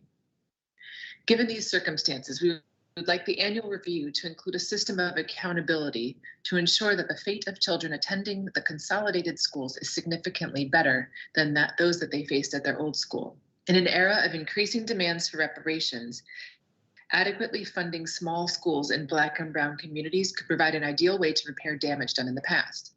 If we turn school closing into a purely economic argument, what is lost is the fact that smaller schools in some neighborhoods are a necessary antidote to the historic under-resourcing of schools in Black and Brown communities. Small schools offer benefits to families and students, teachers, and communities that are measured in neither economic nor academic data. In short, these small schools often bring the possibility of an essential personal connection and history of understanding that larger schools struggle to provide. We as a city need to examine the human cost of closing schools. We would like to see an acknowledgement from the school board of the real reasons why school closures are happening, saying that the schools chosen for closure lack quality programming or that they have a declining enrollment is not the whole picture. When there is truly no alternative but to close a school, there has to be an effective follow-up process and a system of accountability to determine whether children are landing in a better situation and are not harmed. Currently, there is no systematic way of making sure that this is the case. Communities where children are closed deserve an honest and open assessment of the impact on their children. We expect that the district will track the kids in these closing schools for 3 to 4 years and consider both the good and the harm that results. Do they get better access to better services? Are parents still able to be actively involved in school decisions? Is there a sense of connectedness between parents and teachers? How well are the students doing academically and in terms of their attendance compared to before in their old school? What happened to the teachers? How many of them left the profession altogether? And if not, then what needs to be done? Thank you for your time.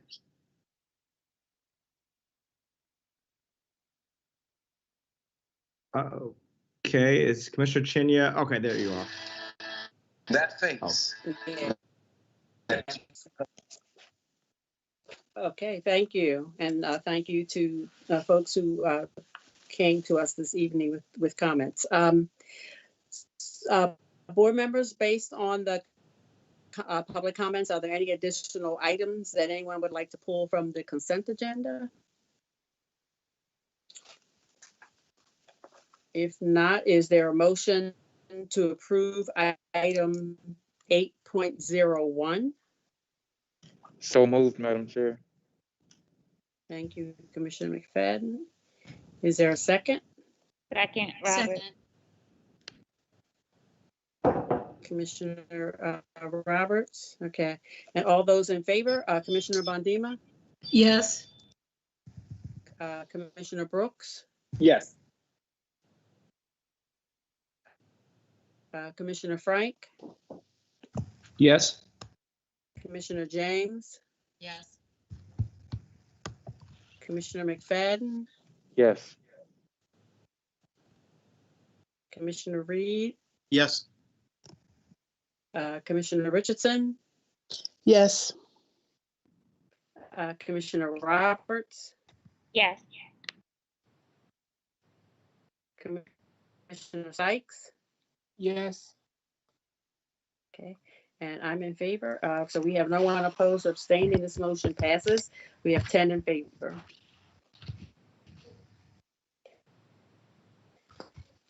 Is there a motion to approve the remaining consent agenda? That's item 12.01. So move, Frank. Thank you. Second read. Is there, thank you.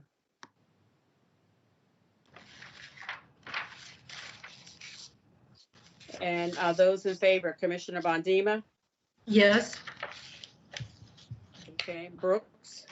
Yes. Okay, Frank? Yes. James? Yes. McFadden? Yes.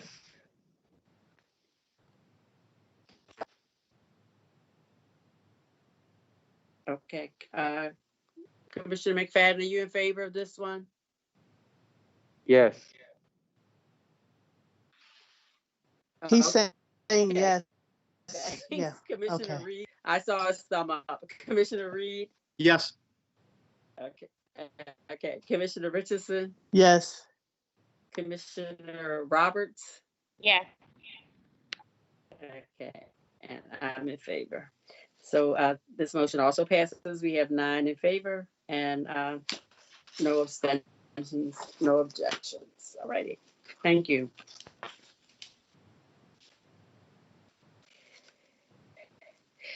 We will now, I'm gonna like to turn it over to Dr. Tracy Durant for an update on the work of the Office of Equity as information and discussion item for this evening. Thank you. Good evening, Commissioner Chenier and Commissioners, Dr. Santelises. I am joined this evening by members of the team, and so I want to first start with introducing you to the members of our team who are present and I think on camera now. So we have Chinamawe Dakamawanda, who is the manager in our office, Ebony Nicholson, who is the most recent addition to our office. She's a specialist. Her primary focus is to support schools. And Sonia Dobbin, who you'll note is now the staff associate, working to support our continuous improvement work. And she came to us originally as a Baltimore Core Fellow. As a reminder for the public, in our equity policy, Policy 80A, which can be found on board docs and on the website, the equity page on our city schools website, our equity policy, the purpose is for us to be able to acknowledge the historical, generational, and compounding realities of those systems and structures to include policies and practices that has some of our students doing well and others predictably persistently not doing well. And so in our equity policy, we have these 4 policy standards, and they are really designed to help us in a couple of different ways. And so standard A and D are the ones that our implementation plan that we're focused specifically on right now. So standard A is disrupting and eliminating systemic inequities.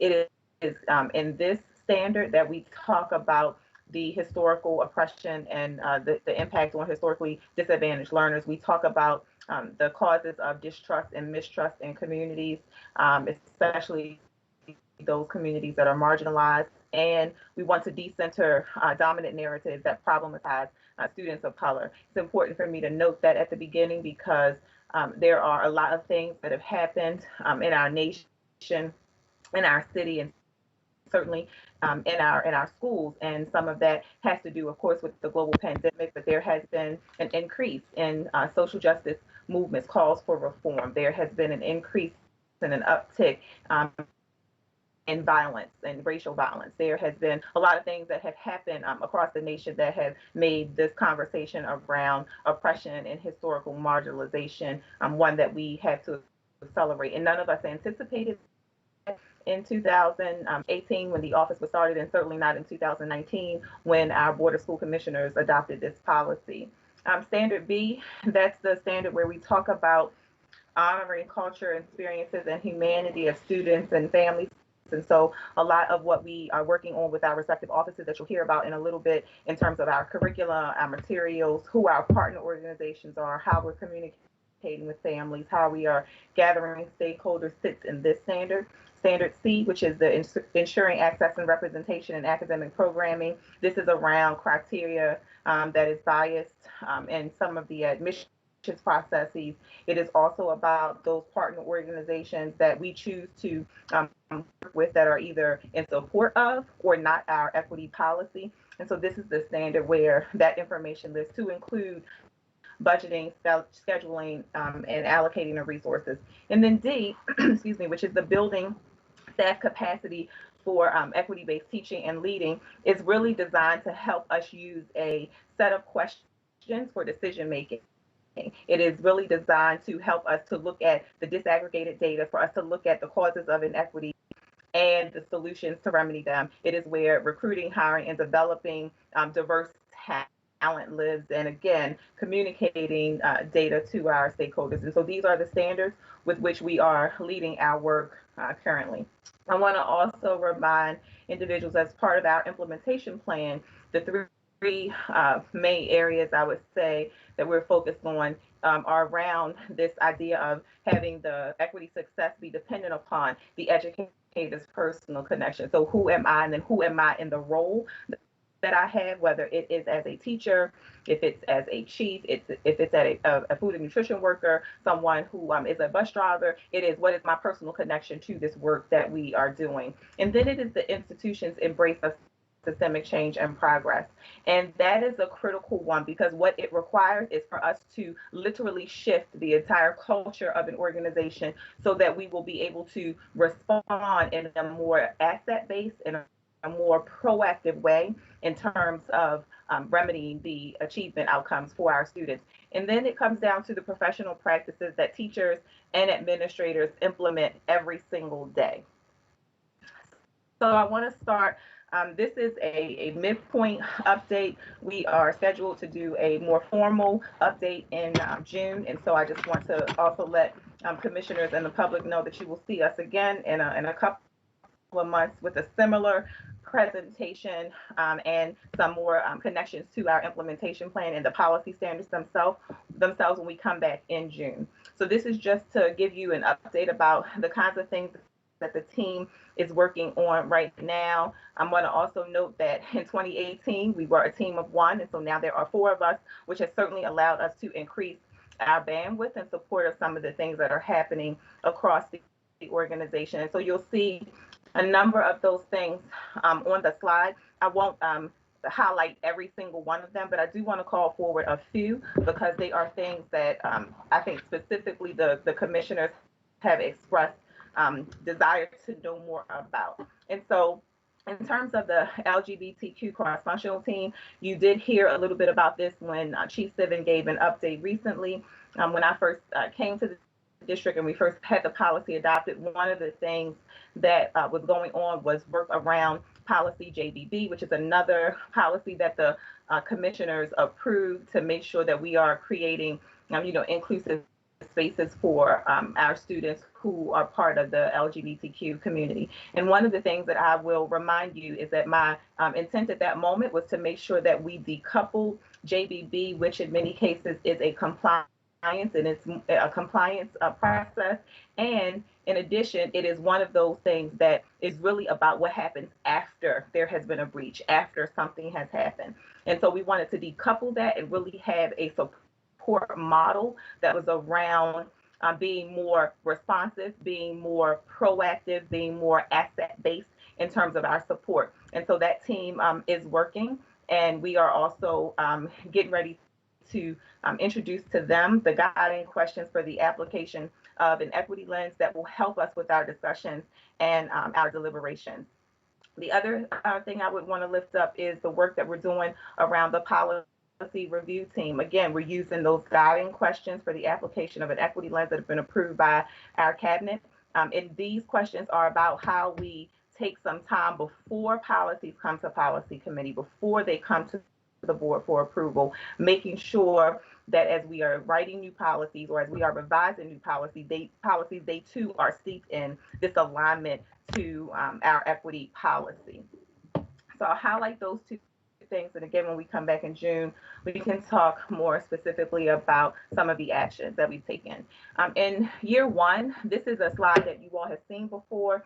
This is the Introduction to Racial Equity seminar. This is a 2-day seminar that was designed for city schools so that we could talk about the historical context of race in this country, race in Baltimore, the impact on city schools over time, and then it's an introduction to racial consciousness. This seminar is a prerequisite for the other kinds of professional learning opportunities we will have in district. And so we asked chiefs to identify priority attendees, which they did last year, and we had them do it again this year. And then at the school level, each school has been asked to have the principal may designate a second person, and then an equity fellow who is a classroom teacher to engage in the intro seminar, which prepares them for creating the school equity action team, which I will talk about in a moment. So this is data from last year, and we want to share with you where we are right now. It is important to note that the implementation plan, as many of our plans across the district, predates the global pandemic. And so when the global pandemic happened, we took a pause on offering the intro seminar. We spent time over the summer modifying that seminar so that it is now the equivalent of 1 full day. So it's an afternoon on a Tuesday, which was today, and a morning on Wednesday. And so now we are able to still have people engaging in the Introduction to Racial Equity seminar so that we're not slowing down the implementation plan that we currently have. It is being conducted virtually, and we are offering, for example, in February, we're offering 3 of those sessions, 3 weeks in a row, so that we can move through critical mass of the individuals who've been selected to participate this year. So you'll see on the slide the people who, and this is dated a little bit, a couple weeks ago because the presentation had to be submitted, and we had 2 seminars after that. So we had, you'll see the numbers of individuals who have attended already, the ones who are registered for the sessions we have remaining, and then those remaining staff, and this is across the organization, so this is schools and central office who still need to participate in the training. In terms of our school equity action teams, again, these 3 individuals, principal, designee, and equity fellow, are that core team that will then help to create the school equity action teams on site. Ebony's role, who you met a few moments ago, I said her role was primarily to support schools, so her role is primarily to support school equity action teams. And so you'll see these numbers in terms of who's attended, who's registered, and who's remaining. One of the things that I want to note, particularly for the board and our commissioners, is the change that had to happen as a result of all of the different moves and shifts. One of the things that we did not fully anticipate were the number of moves that would happen at the end of the year. And so there are some schools where the equity fellow, for example, the classroom teacher, participated at one school last year and now is in a different school, which means that school has to identify a new equity fellow. There are situations where the principal has decided to change who has been designated as the equity fellow. There are situations where people have been promoted or moved to different positions, and so that has changed who is eligible to participate as an equity fellow. And so we've had to almost reset all of the equity fellows for this year. Again, it's not something we anticipated, but we have made the adjustment, and that's why we've added so many additional sessions so that we can get those individuals through the intro seminar. So just some more specific data, specifically around principals, equity fellows, and designees. You'll see those numbers in terms of who's registered, who's attended, and who still has to attend this year. On the central office side, you'll see those same data points in terms of participation. And this one has a lot more data, and so you'll be able to see it by office, and you'll see the number of people who still have yet to participate, and we're planning to get them registered before the end of this academic year. So in terms of some of the other things that we've been engaged in, we mentioned when we came before you in June that we were working on modifying a lot of what we planned for professional development for the year because of the global pandemic. All of this, the different responsibilities that people now have, and then also trying to lift this up virtually. I'm happy to report that we were able to do all of those things that we planned for the summer in terms of these meetups. Some of these meetups were for people who had attended the seminar, the intro seminar, and some of them were people who did not, because we wanted to balance out people having some exposure to our equity work. We're a really large district with a really small team, and so this was our attempt to make sure we had people staying connected. And you'll see the topics in front of you that are, some of them are around cultural dominance, intersectionality, whiteness, and so forth. And we also had people participate in a 4-week long engagement around the America to Me documentary series. We also had individuals who were completers of the intro seminar participate in the Lion Story Racial Equity Literacy Institute. We made that available to individuals who have participated in other kinds of seminars.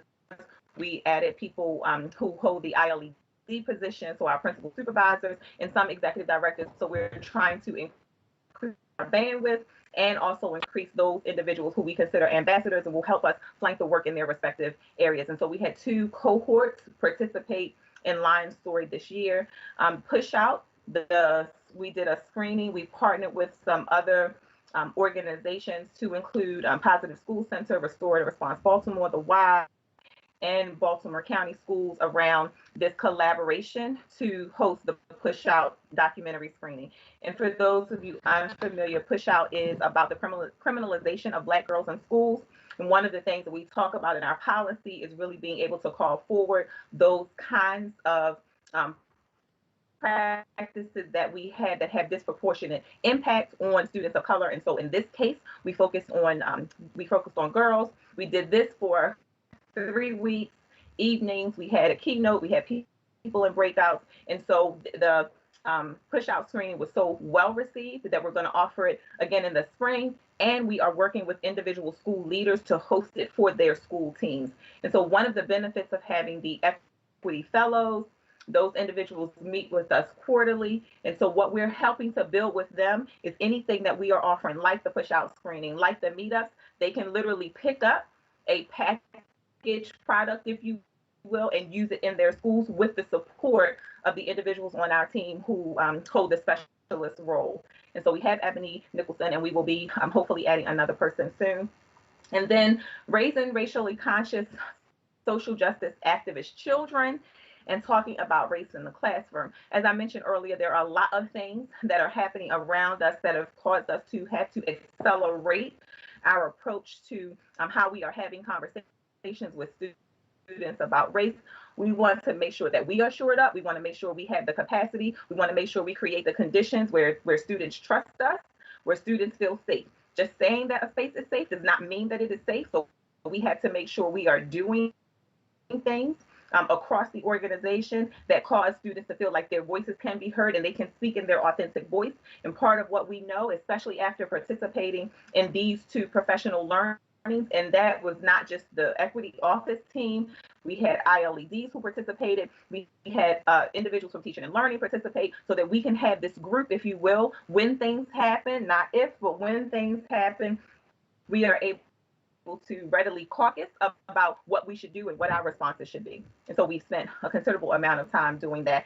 I want to just share, I think I shared in June that we were in the middle of a Wallace exploratory test, or maybe we were being considered for it at that time, the Wallace Foundation. And so we were invited to participate in an exploratory test that really had us examining our equity leader pipelines, our principal pipelines, and that's also connected to other work that we were doing with the Maryland ELLC, as well as principal pipeline work that predates this exploratory test. We completed that exploratory test. We had some focus groups with principals and leaders and teachers in our district that really informed a lot around this equity-centered leadership and pipelines. And so we have been invited by Wallace to submit a proposal for a much longer term engagement around equity-centered leadership and principal pipeline. And so I'm certain that you will be hearing more about that from me and or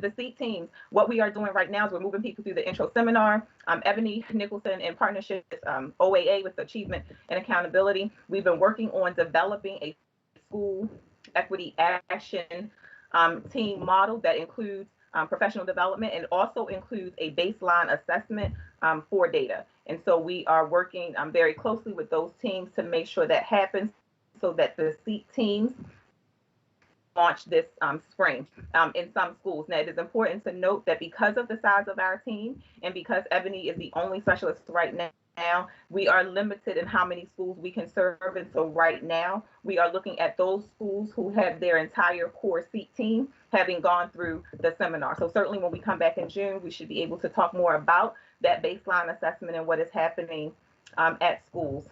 In terms of the work that we are continuing to do with offices, there is additional work with teaching and learning. We are following back up with our communications, engagement, and enrollment, also human capital. One of the major things that we're doing across the organization, and this is very much related to the work groups that we had to stand up as we were planning for reentry, reopening, the task force, subcommittees, all of those things where people are really asking for this application of an equity lens, our team is supporting. And so we're still doing trainings for teams, and we're still working on collaborative approaches to some strategic that chiefs are doing in their respective areas. A couple of things to just highlight about the office work. We're also doing work around continuous improvement. We're also doing work around the Be More Me youth ambassador work, high school success, students who are working, not attending, chronically absent. So all of these spaces are spaces where our office is providing support so that we can have a common decision-making tree, the common decision-making process around work that we're trying to lift up in the district. And the guiding questions for the application of an equity lens are how we are doing that. We're working really hard to get clear on what the questions or issues are that we're talking about, what the impacts are, and on which groups, what those consequences might be for decisions we make, and then very specifically about the data and the stakeholders that we are engaging or not engaging around this work. And as we identify barriers, how are we mitigating them? So we are to have this as a protocol for how we have conversations and make decisions across the entire organization, to include schools, to include, central offices. And so it is important that you note this, because you will start to see it in the policy review documents. We'll start to see it in our budget process. We'll start to see it as we stand up school performance plans. And so it's important to understand that we are moving with the use of these questions, so that having the equity lens doesn't mean you need to have someone from the equity office present at every single meeting that happens across the organization. This is about individual capacity to use these questions, so that when we all come back together, we've done the work that is ours to do within our scope of control that will then have impact on the system and the outcomes. So I'm going to pause talking for a moment, and I'm going to invite Chidamawe to talk with us about the Equity Advisory Committee. Chidamawe. Thank you, Dr. Durant. And you definitely deserve a pause. I've been on this team, and I've seen this presentation and heard it several times, and it's still inspiring and exciting, particularly when you think about, and just to be 100% honest, just over a year ago, this work was started just by you. So I just want to shout you out, and kudos to the team as we build on this. But I'm really excited to talk a little bit about the Equity Advisory Committee. This is actually something that was supposed to kick off a year ago, but as the global pandemic has done, it's something that had to be postponed. But we're excited to be relaunching or launching officially this year. And so the EAC will be convening and mobilizing a diverse group of stakeholders who are racial equity driven and equity driven. We really want to help us be to kind of serve as the accountability wing, if you will, of our work and in our office. So supporting us with our implementation plan, while also really helping us to create and sustain a culture of transparency as articulated and promised in equity policy through the work that they'll be doing as a part of the committee. And so who are we looking for? We're looking for folks, first and foremost, who bring a connection to and relationship with and advocacy experience for city school students and youth. So that's an absolute first starter, non-negotiable, but also have demonstrated both in their personal and or professional experience how they've addressed equity within their respective seats and within their respective networks. So folks are getting an opportunity to kind of share what that means for them and how they've demonstrated that commitment to the work that we are outlining in our equity policy and committing to as a district. But then also folks who bring expertise and resources that will help with the advancement of our equity policy and equity at city schools. And once again, it's another area where we're asking the community and folks who are for this committee to define what that is for themselves. So we're not necessarily looking for people who are exclusively coming from the private sector, who maybe have access to donors or whatnot. That's not necessarily the case. We're looking for folks to really think about what they uniquely bring from their experience to this seat and can contribute to the work that we're doing here at city schools. So who will comprise the Equity Advisory Committee? So we're going to have 3 seats in each of these groups. So Baltimore City Schools alumni, current city school students, central office staff members, community partners, parents of current city school students, school-based staff members. So each group will have 3 seats for this inaugural kickoff of this, with the hopes that we can bring together a diverse coalition of folks around this work. And our timeline right now is relatively aggressive, given that we wanted to relaunch for year 2. That's something that was supposed to happen in year 1. So we had formal applications be submitted in February 1st, with the hope that we will be able to, with the expectation that we'll be holding interviews on February 27th. Final decisions around who will be occupying each seats happening by March, and then we'll be notifying folks who have been selected, and more importantly, they'll get a chance to actually accept the invitation to serve on the Equity Advisory Committee in March. And we hope to be able to really introduce this group of folks during an upcoming board meeting and introduce them formally to the public. And so what exactly will they be doing? What's their commitment? This is going to be a 2-year commitment that we're asking the Equity Advisory Committee members to sign up for. And right now we're envisioning having meetings every other month where they'll get a chance to lean into what we were discussing earlier around helping us in terms of our implementation plan and providing feedback on the work that we're doing, while also building their capacity. So you heard Dr. Durant talk about everything that the office is doing right now to kind of level set across the district in terms of professional development. We want to make sure that the members of this committee have access to similar types of trainings so that they can also go out and flank the work from their respective seats. In between formal general meetings, we're going to be having subcommittee meetings. We have not identified what the subcommittee topics will be. That's something that we really want members of the Equity Advisory Committee to do. They're going to be bringing us such unique perspectives and passions that we want them to be able to get a chance to really operationalize those, if you will, and lead their own subcommittees and really imagine and envision what that work will be. But then also in terms of other engagements, there, as Dr. Durant was listing, there are so many opportunities in terms of cross-functional, cross-office decisions around policies and practices that are happening, that we see this as another opportunity or another group of people to provide feedback and support around those decisions before they're actually implemented. But again, and once again, really seeing them as a group that can really flank this work and continue to and be extensions of the office and city schools within their respective networks. And really, this is all about really leaning into our promise and our belief within the city schools equity policy that we really do believe that the answer is right here in Baltimore. And so this will be an example of how we're leaning into that as an office and as a district. Thank you so much, Chidamaway. The one other thing that I think is important for the public and commissioners to know is the way we design this process. Our team is recused from the selection process because we have all of the data about the candidates. And so as we have prepared the package for the selection and review teams, all has been de-identified, and so they're really focusing on the content of the answers to move them forward for the interview process. And so as Chidamaway mentioned, we will be, or actually we've asked Dr. Santalisa to come as part of her CEO comments at the end of March to introduce you to the members who will serve for the next 2 years. And I would like to publicly thank Chidamaway for his work on the Equity Advisory Committee. It is a pretty heavy lift to do this with integrity, and it would not be possible without his leadership. So thank you, Chidamaway, for that.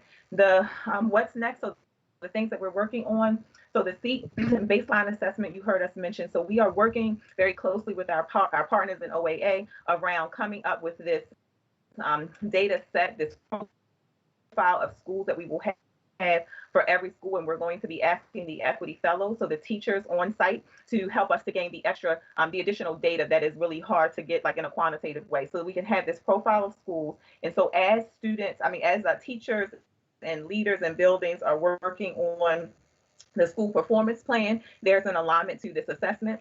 And additionally, the school performance plan is going to be designed in a way that the equity work, if you will not be something extra. It's going to be based on work that the school has already identified with the principal supervisors and the chief of schools around what the focal points of the school year will be for schools. And then we're asking them to align it specifically to our equity policy, which is also part of the requirement in the ESSA consolidated plan that the state has as a part of the educational equity COMAR.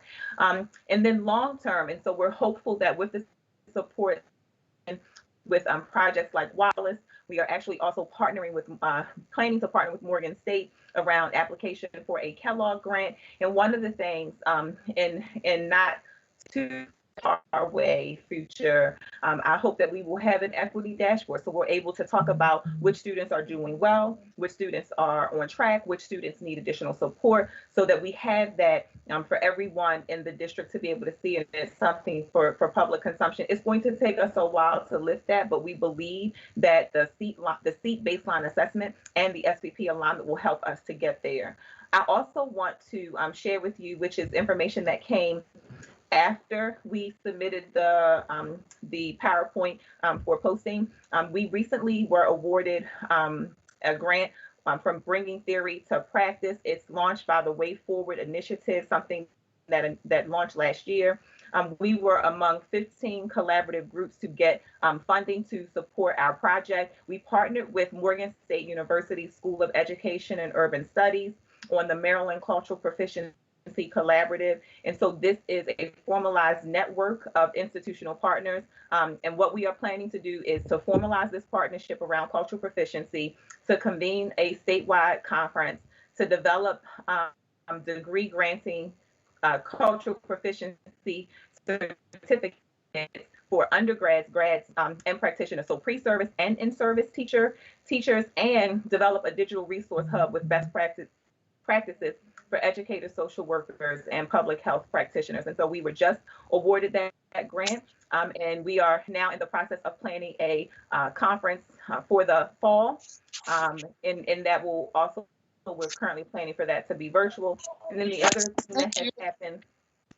thing that has happened since we submitted the proposal is that we have found out through generous support of the Casey Foundation that they will be supporting our equity work again. They first started supporting us before the office was even in office. So very early when we started this work, they were one of the first foundations to step forward to support our work. And I've received indication that they will continue to support that work. So I'd like to thank Casey, certainly, and Jenna O'Keefe and Roger Shulman and the fund for all of the support and management around those things. We do have some other things that we are very excited about, but we are going to hold them for our June presentation. Want to also once again thank members of the team, Chidamawe, Daka Mwanda, Ebony Nicholson, and Sonia Davin. These folks work really, really hard. We're a small team, but they absolutely get the work done.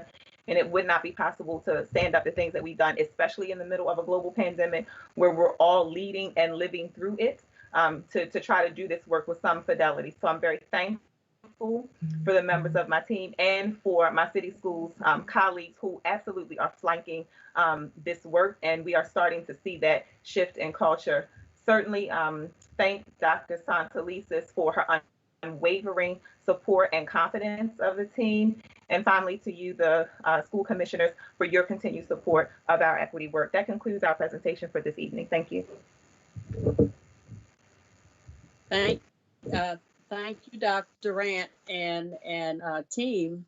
It's been exciting just to see what was a few years ago, sort of the vision, to see it really being implemented and coming to fruition. So thank you again.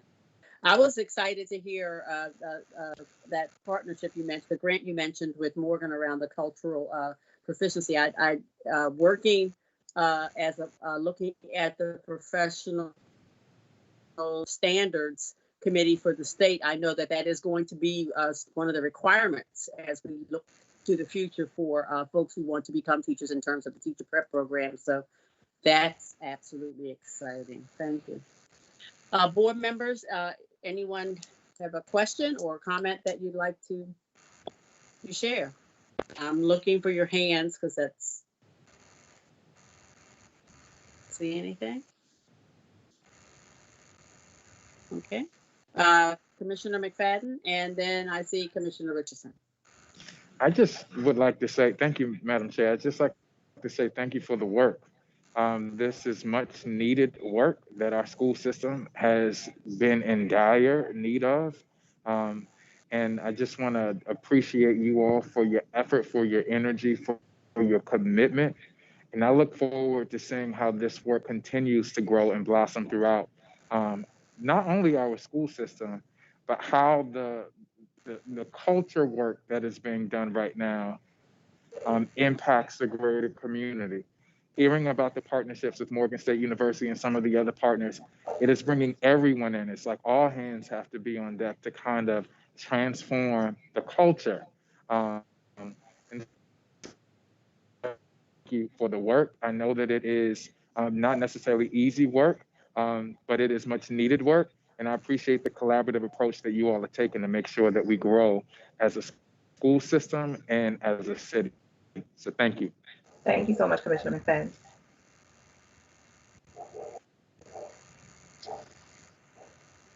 Commissioner Cheney, you said my name. My hand wasn't up, but I will take this opportunity since I have it.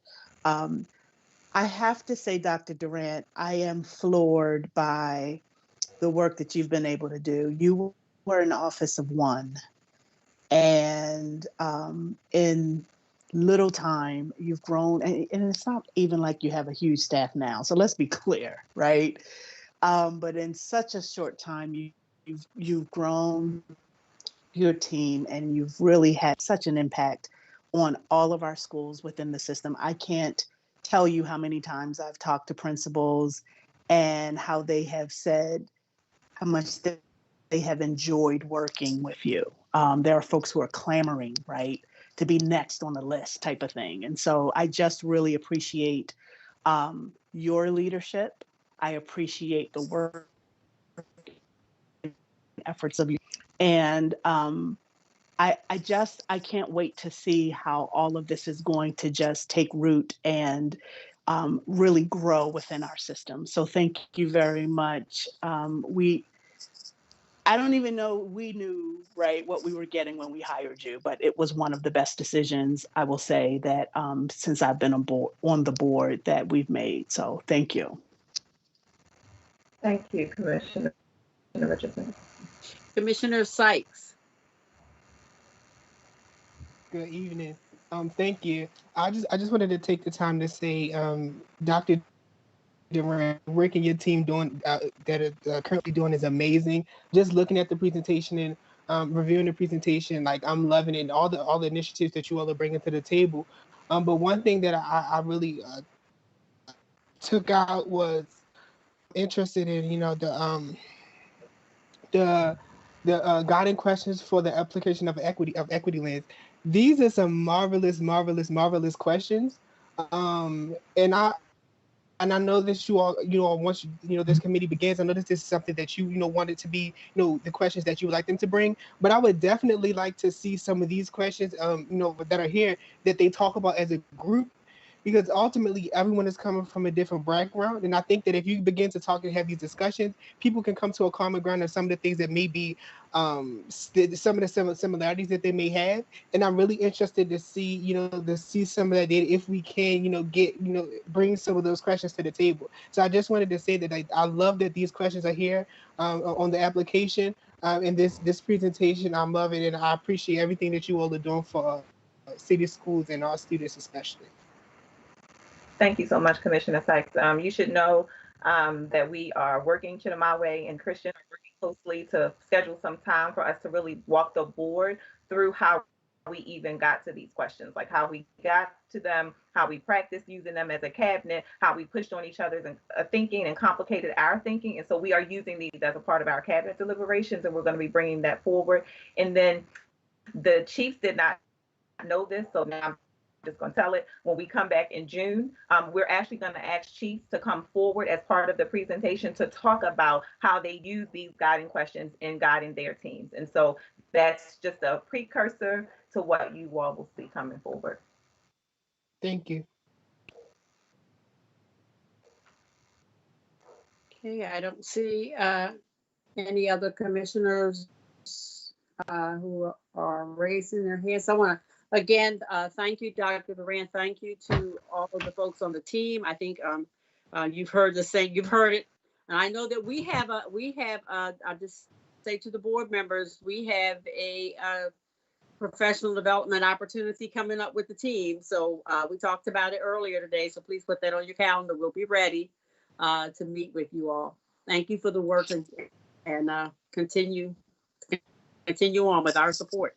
Thank you so much. Thanks. Chair Chinya, they need to fill out, our board commissioners need to fill out the doodle. So make sure you guys do that so that we can land on a day that works for everybody. And hopefully this presentation will motivate you all to do that. Thanks again. Thanks for that reminder too. At this time, I just want to check with, we have one, I know, committee meeting. So check with Commissioner McFadden, who's the chair of teaching and learning. Would you like to share anything from the teaching and learning committee meeting that took place recently.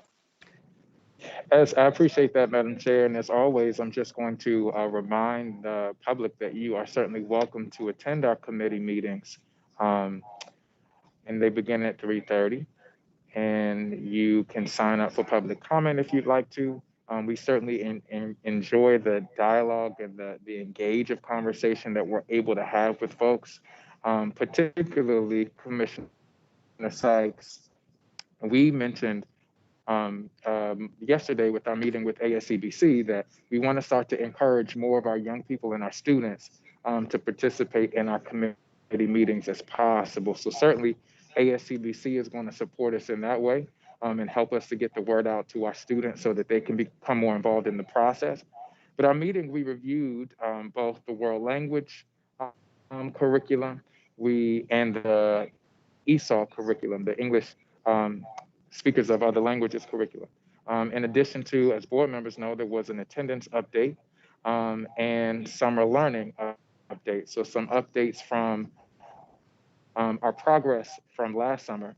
And I encourage all members of the public that are currently listening and watching to go back and review some of those documents to see the progress that City Schools is making. But certainly there is more work to be done. And as we've been talking tonight about collaborative approaches, this is one way that the board wishes to collaborate with the public in our committee meetings. So feel free to join this meeting. In addition to policy, and I believe operations is open for public comment also, so that we can do more engagement and work together to build a better future for our young people. Thank you, Madam Chair. Oh, thank you. And as a good reminder, and in terms of that open invitation to students as well as others, I just want to let you know about the upcoming committee meetings. The operations committee will meet Tuesday, February the 16th, 10:30. This one is hard, I know, for students, 10:30 a.m. The policy committee meets that same day, February 16th at 3:30 p.m. We've mentioned earlier, but the Parent Community Advisory Board, PCAB, will meet on Thursday, February the 18th at 6:30, p.m.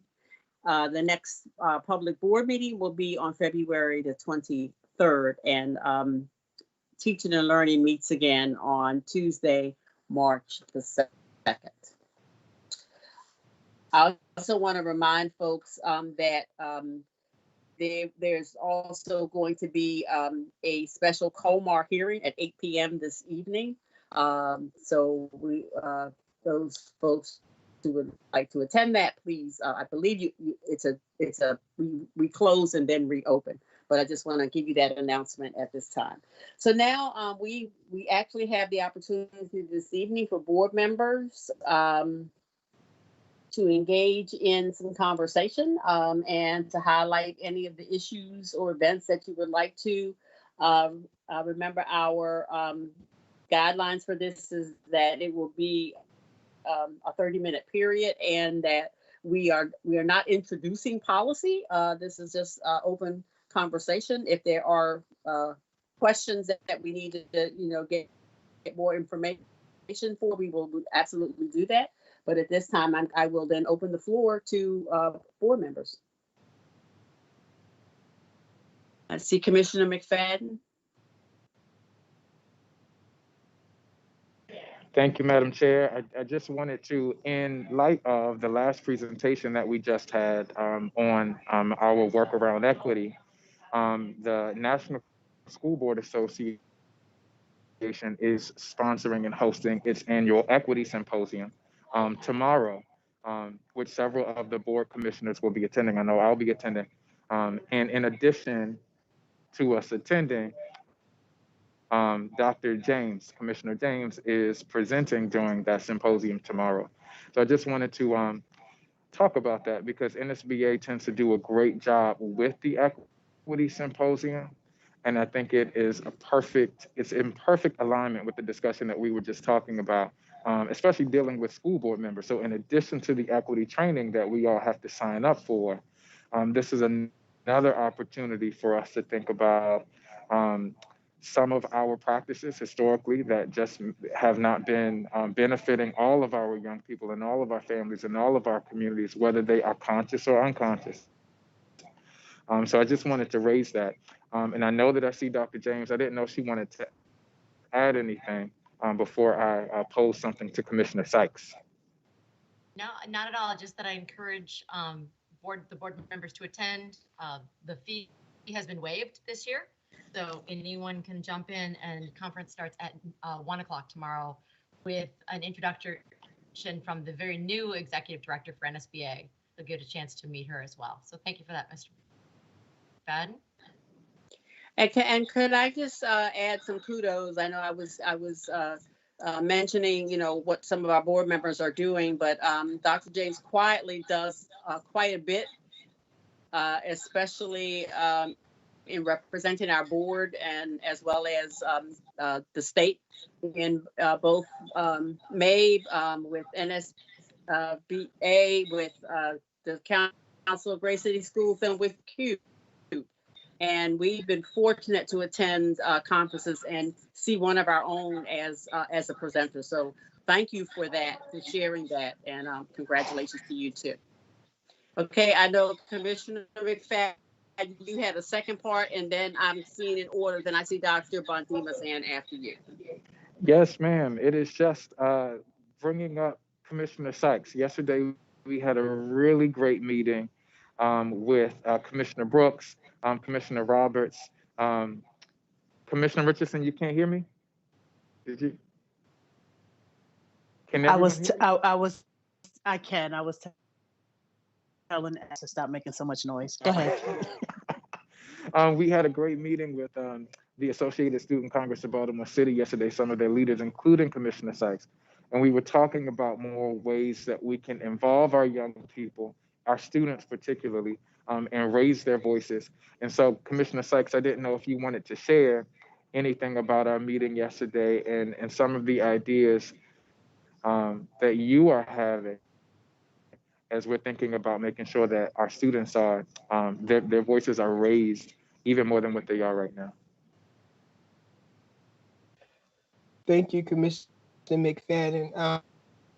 So just to add on to what you were saying, yesterday we had a very robust conversation relating to student voice and advocacy. And myself and the president of ASCBC, Alana Hines, we came together prior to our meeting to start putting some ideas together of what we can do before our meeting, to talk to you all about some ideas that we had and some things that we were interested in seeing within city schools when it relates to youth and youth advocacy and youth voice. And so one of those things was pushing and making sure that we vocalize how important it is for every school in Baltimore City Public Schools to have an SGA. And on our end as ASCBC, we want to make sure that we're meeting with ASCBC presidents or whoever the representative is for that school at that time, or who the SGA at that time sends to us to represent, have like maybe a monthly meeting. We want to make sure that administration is included within the things that we do, because they're a very important part in making sure that the SGA is following all protocols and making sure that the SGA is ran smoothly.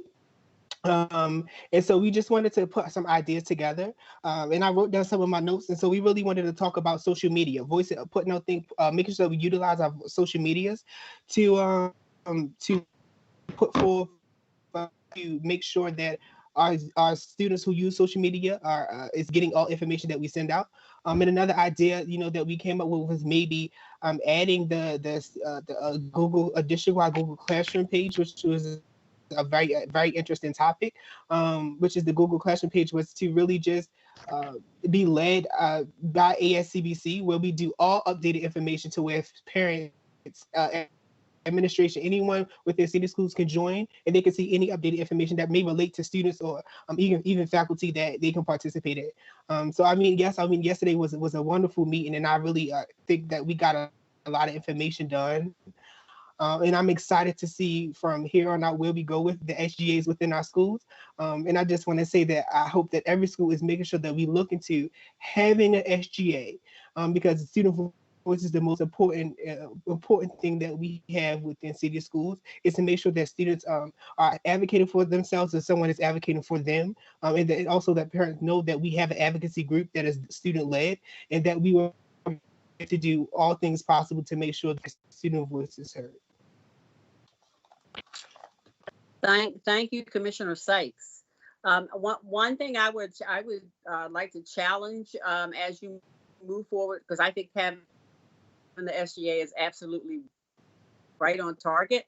That to please ASCBC work with those SGAs in terms of beyond just having people elected to be as a part of SGA, real concrete types of ways of helping them grow in their leadership.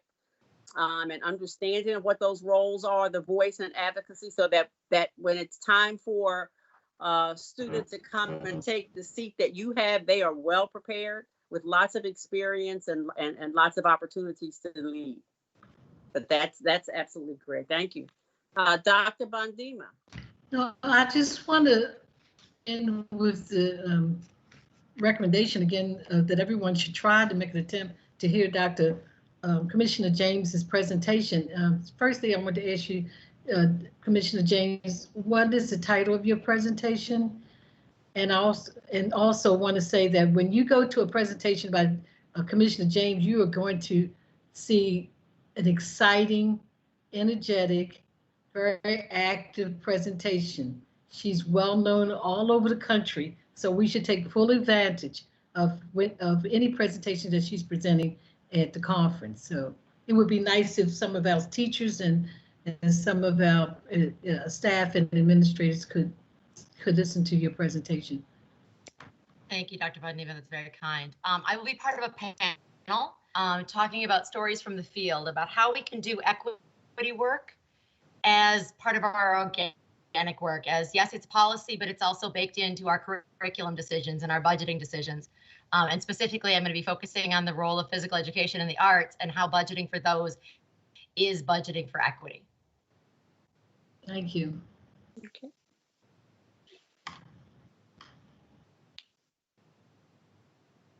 Anyone? Oh, I'm sorry, Commissioner Reed. I wrote your name down. I see your hand. And still looking. That's no problem. No problem. Right?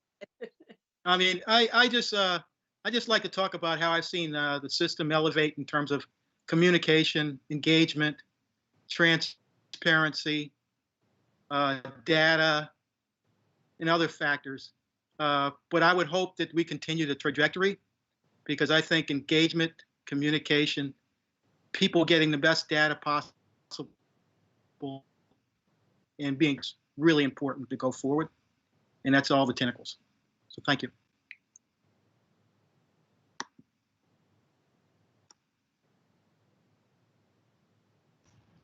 Okay, thank you. I think I clicked in and out, but thank you.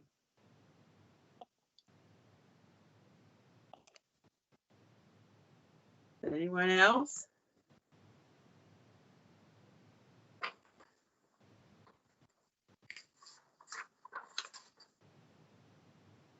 They all look tired. If I don't see another hand, then is there a motion to adjourn? So moved. Oh, Bondima, and then Richardson will second that. Okay. Is there anyone who is opposed to the motion to adjourn? If not, then I want to thank you all for this meeting. That motion will then pass. And just a reminder to folks that the calendar for upcoming meetings is available on the website, also on board docs. Thank you for being with us this evening. I hope you take advantage of all of the opportunities for information about things, important events, as well as our work towards moving for expanding opportunities for students in person. Please take advantage of those times to get to talk, and you can also send questions in if you need to in writing, either to the to the board office, and we will be certain that we get them to the appropriate staff. And with that, this meeting is adjourned. Our board members who are going to be a part of the COMAR hearings, you will have this, the sign in for the 8 o'clock that begins at 8. And so I will see those board members at that time. Good evening, everyone. Please stay safe. And we will see you on February the 23rd. Good night. Good night, everyone. Good night. Good night.